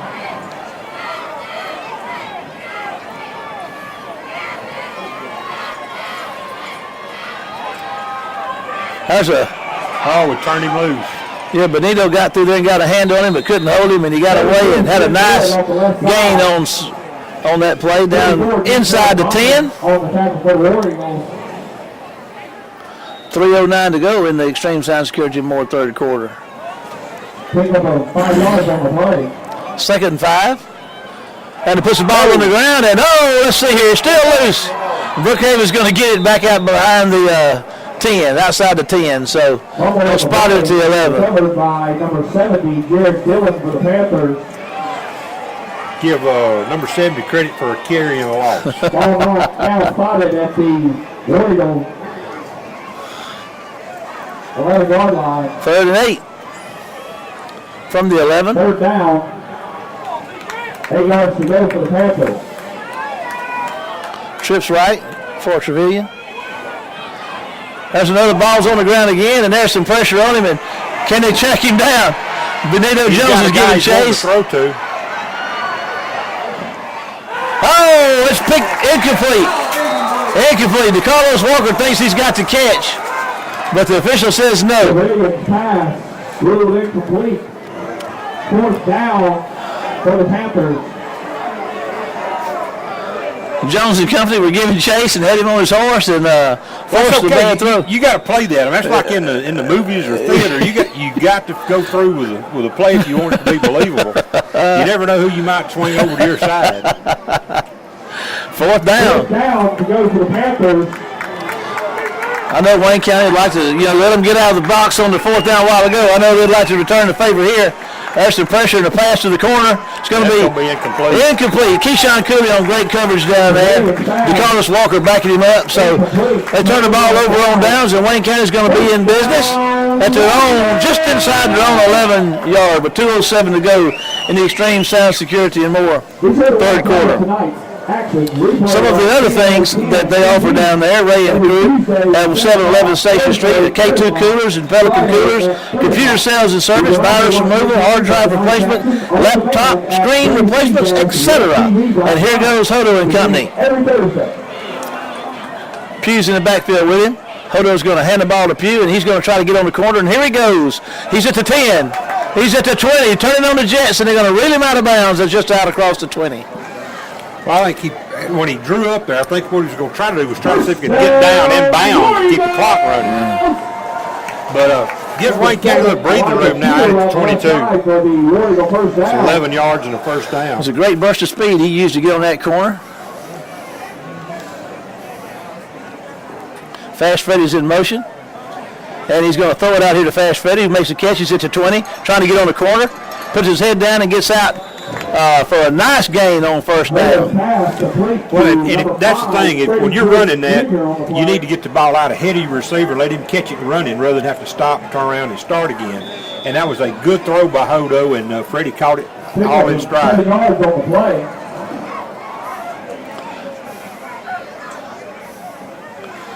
Pugh stays in the backfield. Ramey and Jordan right. Chambers left. Hodo's going to hand the ball to Pugh, and he's going to get himself a first down. A little shoving and pushing in there. That's first down, Warriors! First down, 1:05 to go in the Extreme Sound Security and More third quarter, where you can get at Extreme Security and More. iPhone, iPad, repair center. They do fix cracked screens and things of that nature. They sell security cameras and they install those things for you, and we'll be back more. But right now, this play. Hodo's going to hand it to Pugh, and he's going to try to get on the corner, makes one miss. Here he goes. He's at the 40, working back inside to the 45 for another, I believe, Wayne County first down. It's going to be 11 yards and a first down.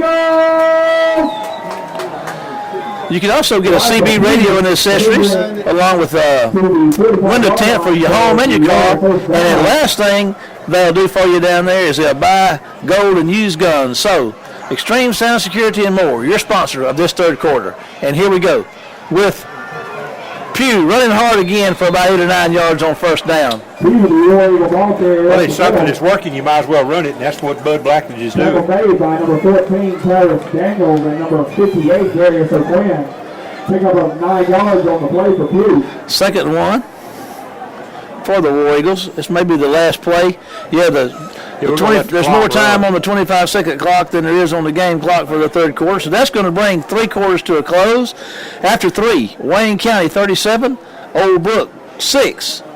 So we'll say goodbye to the Extreme Sound Security and More third quarter and be back after this break. It's the scariest thing I've ever been through. The tree started falling. I didn't think it was going to be that bad, but the neighborhood was gone.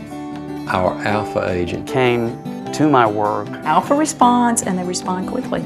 In less than 2 months from the day our house was destroyed, I was in this house. They are a company that does exactly what they say they're going to do.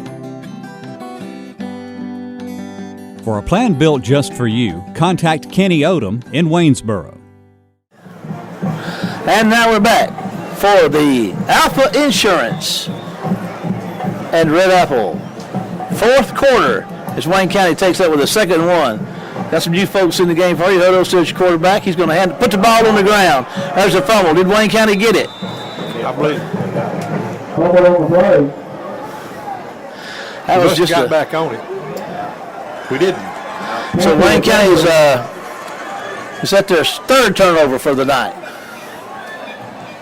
Panthers who start the drive on their own 35-yard line. Just mishandled the exchange. Here we go. Hunter James, number 40, is in there now, as is 26 Gandy at linebacker.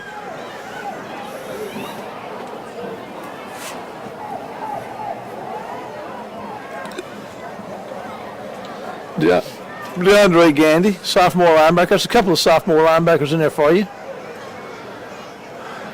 There's a little trickeration there. Some room. He's in the lane. Can Hogan track him down? Nope, he runs past him, but Tremont Lofton runs him down from behind.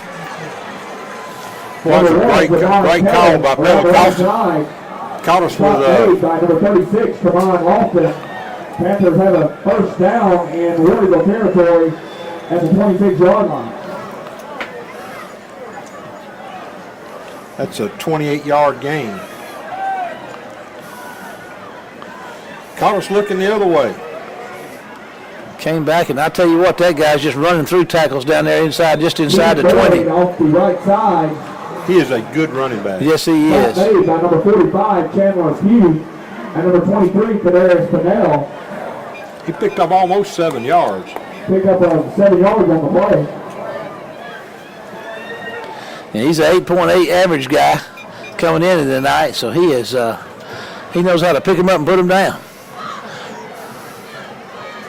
The quarterback's going to pull it and keep it. Lawton's we got caught inside. Tell you what, there's a nice play by Pinnell. Sure was. Good open field tackle. Keeper on the right side. Stop made by 23, Kadarius Fennell. Panthers pick up a first down. Ball spotted at the War Eagle. Keeley and Walker check in, number 34. Dedrico Roberts checks out. Quentin Hogan, number 11, checks out as well for Wayne County. First and 10 at the 15 for Old Brook. And whistle. Got a whistle. Flag on the play. And a flag. False start is the call against the Panthers. 5-yard penalty. Replay. First down.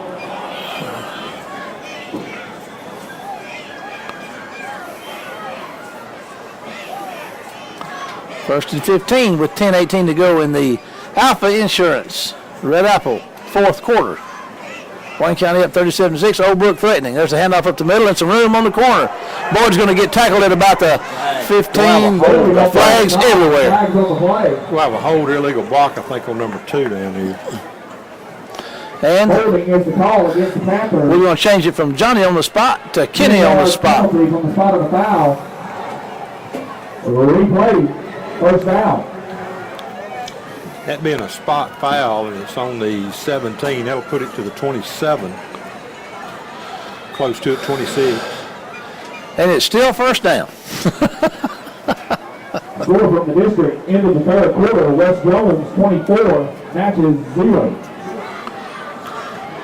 He's looking to throw the ball, a little pressure, nice throw across the middle at the 20-yard line, and they're going to be tackled. It's a good first down throw. Smith. Tackle made by number 26, DeAndre Gandy. Sophomore DeAndre Gandy on the stop. Tyree Evans checks in, Benito Jones checks out. Let's see if he can get off before they snap the ball. Yeah, it looks like he's going to make it.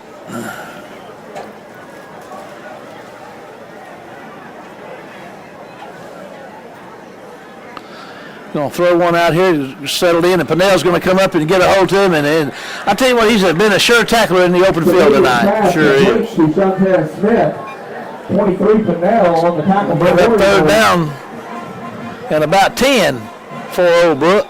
Ball now spotted at the Louisville 15-yard line for the Panthers. 3rd down. Inside 9 minutes in the Alpha Insurance Red Apple 4th quarter and the game.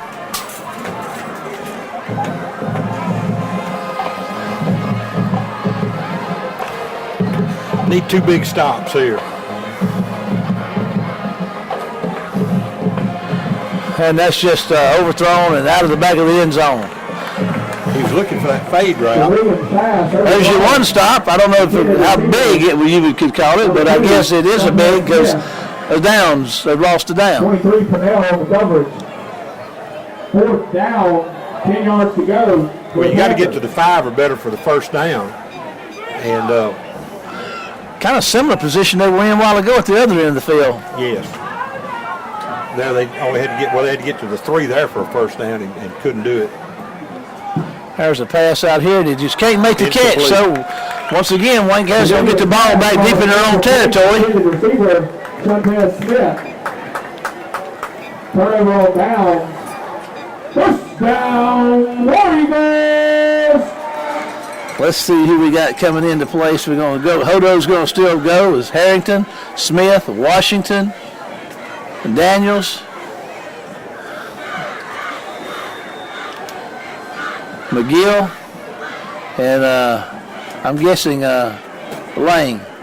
Hodo's going to throw one. There's a nice catch out there by Sims at the 20-yard line for a nice gain on first down. Well, you pick up about 5 yards, give you a second 5, you can do something a little different. Number 14, Tyrus Daniels on the tackle for the Panthers. Pick up 5 yards on the play.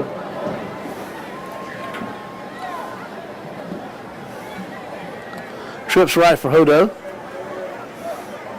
He's going to hand the ball there to that's Pugh. He's going to be just short of the first down. Get out there close to that 25. Number 7, Elijah Pugh on the right side. Kenny, they're saying he got a first, I believe. Did he? Did he make it to 25? Looked like he got short. So Elijah gets himself a first down carry with 7:49 accounting in the Alpha Insurance Red Apple 4th quarter here at Wayne County High School, War Eagle Stadium. Wayne County up 37-6. There's a handoff up the middle, and here goes Elijah Pugh. Can he go? He's working his way at the 50-yard line. They're going to drag him down at the 45-yard line. Elijah having a big night tonight. Tell you what, 30-yard run on 1st and 10 is not bad. Elijah Pugh off the left side, moving the ball into Panther territory. Ball spotted at the Panther 45-yard line.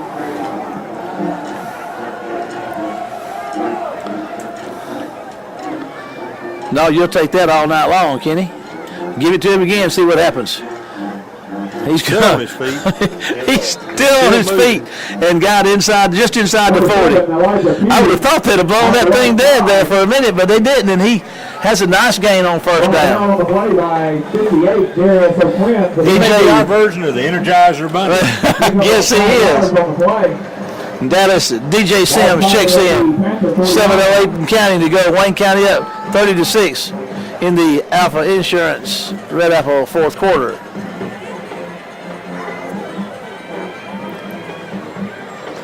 They're going to leave the ball with DJ, and they're going to stop him at the line of scrimmage or just short of it. Number 6, DJ Sims, the Warrior ball. It's going to bring up a third down, and tackle made by number we have Chris Calco.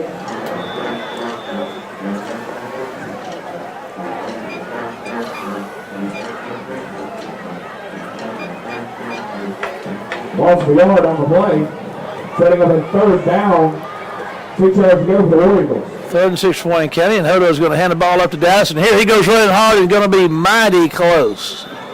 He sure is. I tell you what, depending on the spot. They spot him short. Number 6, DJ Sims. 4th and 1. Moving the ball to the Panther. 4th and 36-yard line. 4th and 4th down. Inches. Yard to go for the Warriors.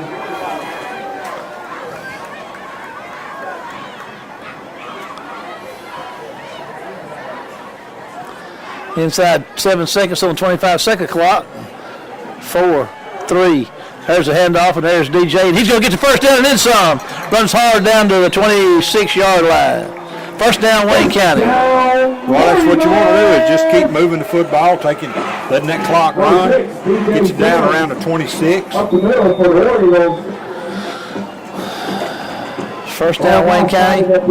Ball, like you said, Kenny's got it spotted at the 26. Cordell Sims is tight end over here on the left side. Devontae Ramey's out left. Fallon and DeJarvis Chambers are right. DJ's in the backfield with Hodo, and he's going to get the ball, and here he goes. Making folks miss. He's inside the 20, inside the 10. Could he go? Down the sidelines and out of bounds. Inside the 5. First and goal at the 4-yard line. 22-yard run. That's 34 yards in 2 plays. That's churning it out, isn't it, Kenny? And here, you're not going to see us do anything fancy. We're just going to run the ball and take time off the clock. I don't look for us to throw the football, but you never know. You're going to hand it to DJ, and they're going to thought they had him stop, but no, here he goes. Touchdown, Wayne County. Touchdown, Warriors! That was very impressive display there, Kenny. He spun. He did a good job just spinning to the outside and just got just enough angle to get to the corner and turn up. Palmer, Stewart, and McCary. Kick is up, and it looks like it's going to be good. So Wayne County moves to 43, 44. And now, with 4:56 to go in the Alpha Insurance Red Apple fourth quarter, Wayne County 44, Old Brook 6. We'll take a break and be back in just a minute. It's a rivalry. They don't like us, we don't like them. Been that way since back when. I don't see it changing, it's a rivalry. So we come to ball hard, play this game no work hard. We come to unleash, it's a rivalry. They don't like us, we don't like them. Been that way since back when. I don't see it changing, it's a rivalry. So we come to ball hard, everything no work hard. We come to unleash, we come through like King Kong. When they take on God's head, Michael Jackson, tonight is Thriller. You would think it's Halloween, who that let the monsters out? You that seen that song flying up fire before they can't put us out. Stop by shine, I doubt that. Okay, welcome back to the Alpha Insurance Red Apple fourth quarter, and we've got Paul King. What you got for us, Paul? Marshall DJ Sims, 177 yards rushing. Wayne County with, I've got to add it up again, I'm sorry, with 309 rushing and almost 200 passing. Not a bad night. Quite a night offensively, Paul. We appreciate you giving us that information. Thanks, and we'll keep them coming as it materializes. Over 500 yards on the night, offensively for Wayne County, according to Paul's calculations down there. Well, anytime for a running back, you got 177 yards and 3 touchdowns, you've had a good night.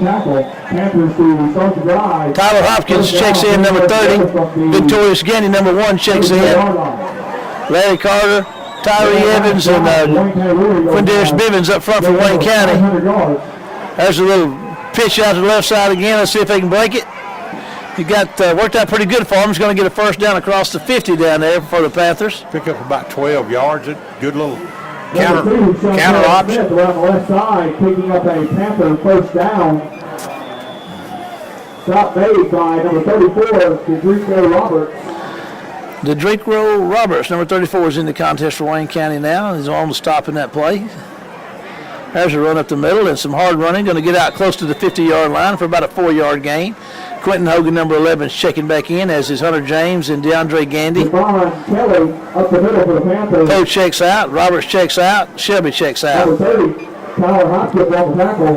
Tyler Hopkins, sophomore, on the stop for Wayne County, nursing a broken hand down there, it looks like, all casted up but playing tough. Ball's right at midfield. There's a pulls it out and tries to get to the corner. They're going to run him out of bounds for a loss on the play with 3:58 to go in the Alpha Insurance Red Apple. He's had a little trouble handling his snaps tonight. He's been bobbling the ball, so he's going to run out of bounds, Marshall, back around to 47, 48. Lacey checks in. Quindarius Lacey, a sophomore defensive lineman, checks in for Wayne County.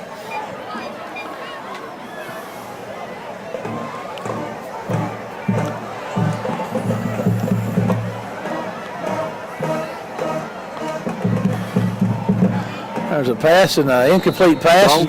What's a tall guy over there, too. Falling incomplete. Intended receiver for the Keith Fox, number 96, checking in for Wayne County on 4th and 8. 4th down. 3:53 to go in the contest in the Alpha Insurance Red Apple fourth quarter.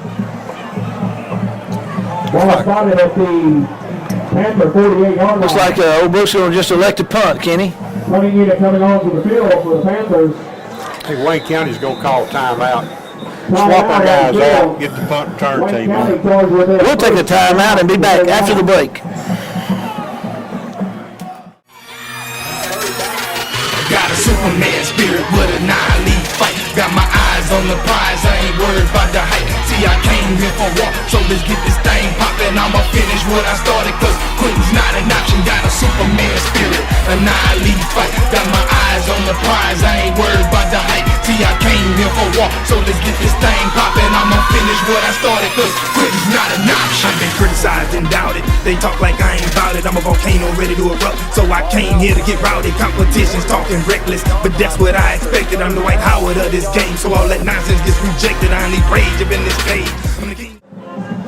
Okay, Wayne County 44, Brookhaven 6, 3:39 to go in the contest and the Alpha Insurance Red Apple third quarter. Brookhaven, it looks like they're going to punt it away here. We'll just have to see. We've seen this lined up before, haven't we? Yes, we have. They did not punt it.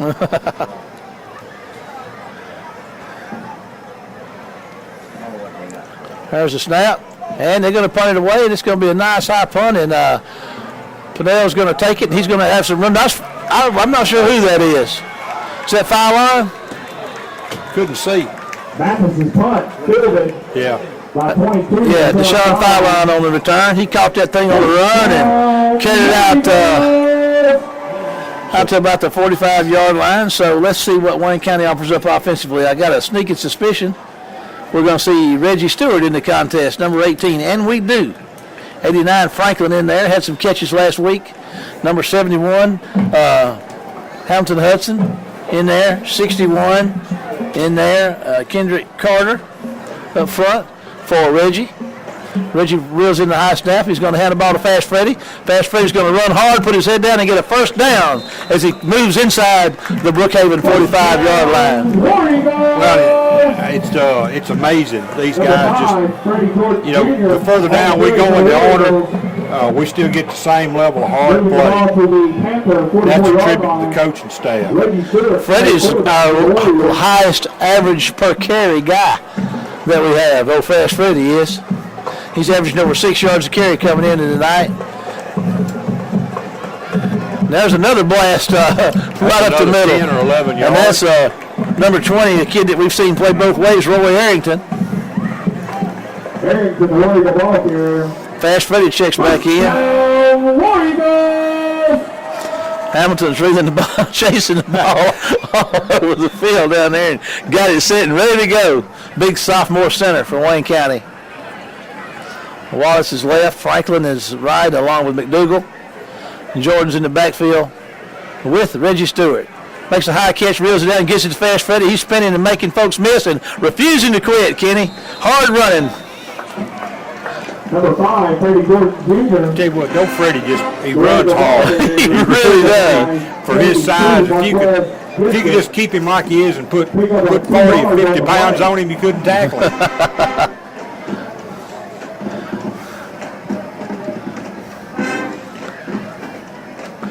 There's Freddie's got it again, and he's going to turn upfield and just keeps his feet moving and has a nice game, but there is a penalty. And we'll see as we're down inside 2 minutes in the Alpha Insurance Red Apple Mark. Fourth quarter, Wayne County 44-6 with the ball. Looking at it'll be a second down. Should be second and about 19, I'm guessing. 1:37 to go in the contest.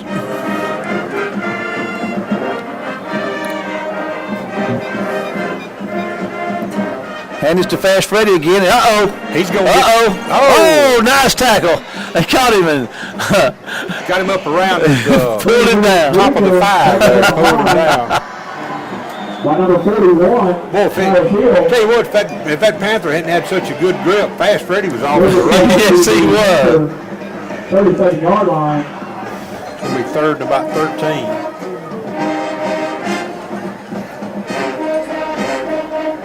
Try him again, and there's a flag on the play.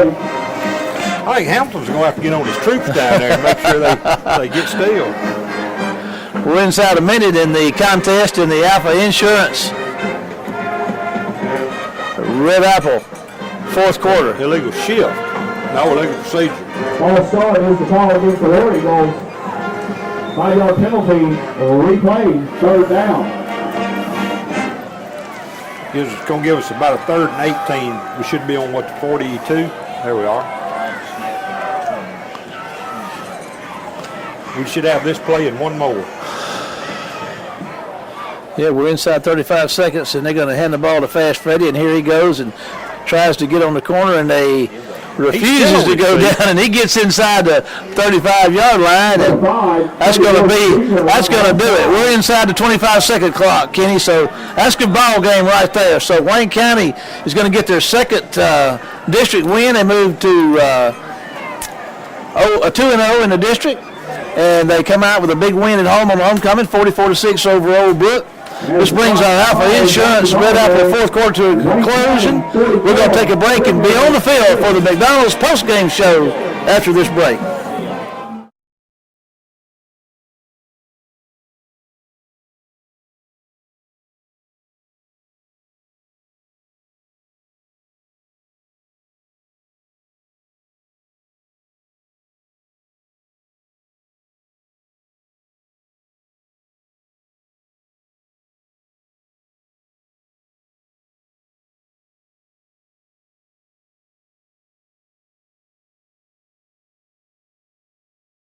Welcome to the McDonald's post-game show, and Coach Mangum. Coach, we got that ball to start with, went down there, turned it over on our first possession and said, oh, my goodness. And but I tell you what, after that little hiccup, it was just the floodgates open, and Wayne County's offense rolled and rolled and rolled some more. Well, the first thing, the glaring thing, is we didn't start fast on defense. They took it to us, and they took it down there and scored, and we can't do that. We've got to start fast on defense, and we can't just let a team impose their will on us and go down and score in just a few plays. But after that happened, then we kind of got to rolling and everything, and players making plays, and our guys up front tonight on offense did a good job. We were able to run the ball, able to throw the ball. I mean, I don't know what our stats are right now, but I know we had a bunch of yards both ways, and so biggest things when we're able to run that football the way we were and protect our quarterback. You're talking about them imposing the defense. It started slow, but on that second possession, got that pick. And then once they got that going, they got their feet on the ground and really played well. Now, Wayne County is came in here averaging 40-something points a game. And, of course, there's never been a team a Wayne County team that I know that's averaged this far in the season this much scoring power. I mean, you got to be pleased with the amount of points you can put on the board. Well, I am, and I'm proud that we're able to put up points, and the biggest thing I'm proud of right now is we're 2-0 in the region. That's the biggest glaring number right now, is that it being 2-0, and we just got to keep getting better. It's like I tell these players all the time: if we do the things that we're supposed to do, block, tackle, take care of the ball, and we're ready to play, then I think we're a really tough team to beat. And that's the thing. There's so many. It's not a one-man show offensively nor defensively. You got three different guys making picks tonight. You got a couple of running backs with all kind of yards. You got all kind of folks catching the ball. I mean, it's just not a one-man show. There's so much diversity that really makes an impact on both sides of the ball for your team. Yeah, it is. And being able to have that many guys to handle the ball offensively, running backs, and be big-time contributors, and, guys being able to make plays and pick that ball off on defense and everything. Just, players making plays, and that's what we expect them to do, and that's what we was able to do tonight.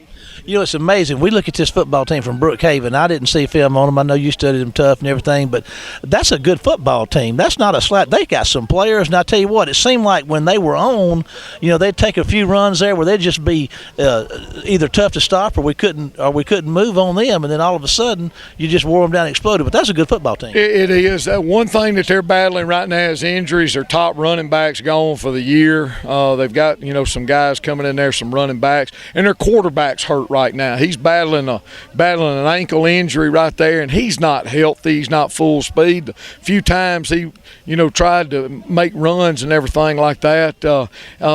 Injuries have hurt them offensively. Their offensive football team, and quarterback gets healthy, they're a force to be reckoned with in the region, and they're sitting here at 0-2, and they're a good 0-2 football team, really are, especially offensively. They got a lot of weapons. They just got to get back and get healthy.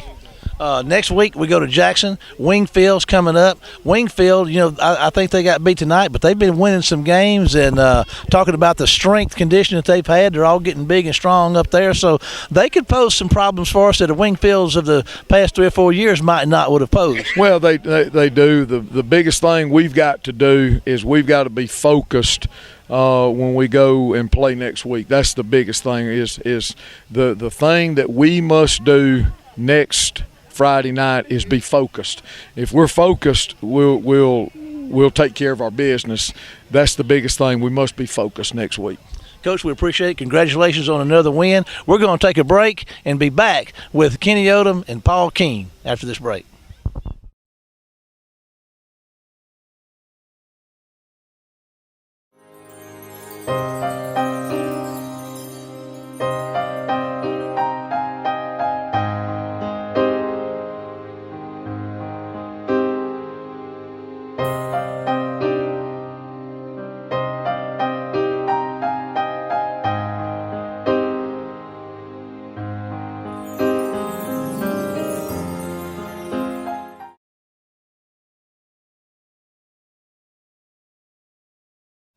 Welcome back to the McDonald's Postgame Show. We're going to get it started. We're going to get this party started with the party guy, Paul Keene. Paul, statistically speaking, let us have it. 21 first downs for Wayne County, 344 yards rushing, 13 of 18 passing for 179. 3 fumbles, they lost 2, but one of them down here the Brookhaven defender just made a great play. I was standing right there, and I mean, Elijah was trying to fight for extra yardage. The defender just yanked it out of there. 9 penalties, 1 punt. So in the last 2 games, we have had 2 punts. That's an average of 1 per game. 121 yards in returns, 4 of 10 on third downs, 2 of 2 on third downs, 23 minutes, 12 seconds the time of possession. DJ Sims, I'm almost positive this is a career night for him. I'd have to go back and check, but 19 carries, 177 yards, 3 scores, not bad. Elijah Pugh, 82 yards. David Hodo, 49. Hodo, 13 of 18 passing for 179. Cortland Sims, 3 catches for 58 yards. DeJarvis Chambers, 2 for 52. Deshaun Philon, 4 for 23. For Brookhaven, 14 first downs, 141 rushing, 142 passing, so they were balanced. 14 of 36 passing with 3 interceptions, 2 fumbles, 7 penalties, 4 of 13 on third downs, 1 of 2 on fourth downs, 6 punts. Defensively, Jamal Poe, 11 tackles to lead the team. Denzel Bonner, 9. Denzel Bonner, 10. Hayden Shelby, 9. Kadarius Pennell, 8. Keyshawn Cooley, Tremont Lofton with 6 each. Ronald Ollie with 3 quarterback pressures. Benito Jones with 3. Interceptions from Keyshawn Cooley, Kadarius Pennell, Timdrick Parker. Pennell, 2 pass breakups. Jamal Poe, Tremont Lofton with 2 each. So just a pretty good all-around game. A pretty good all-around game. And, I mean, you're talking about 1 punt. I like that math too, by the way, 1 per week, and the points that are going up and the points that are not, 6 points given up tonight. Kenny, this is thing shaping up. Wayne County could be a pretty doggone good football team. We're getting there. And if you look at where we've come since that opening football game and the way we played against Oak Grove, you look at those turnovers, and we talked about that. 7 turnovers. I just don't know of anybody that's won a football game with 7 turnovers. But you look how we've progressed, and then again in the loss at Gulfport. We were in the ball game right up to the very end, but we had 5 there. So that was 12 turnovers in those 2 football games. In these other games, we've had a couple of turnovers, but when we don't have that, we are a very good offensive football team, and shy of the 14 points I think it was we scored against Oak Grove.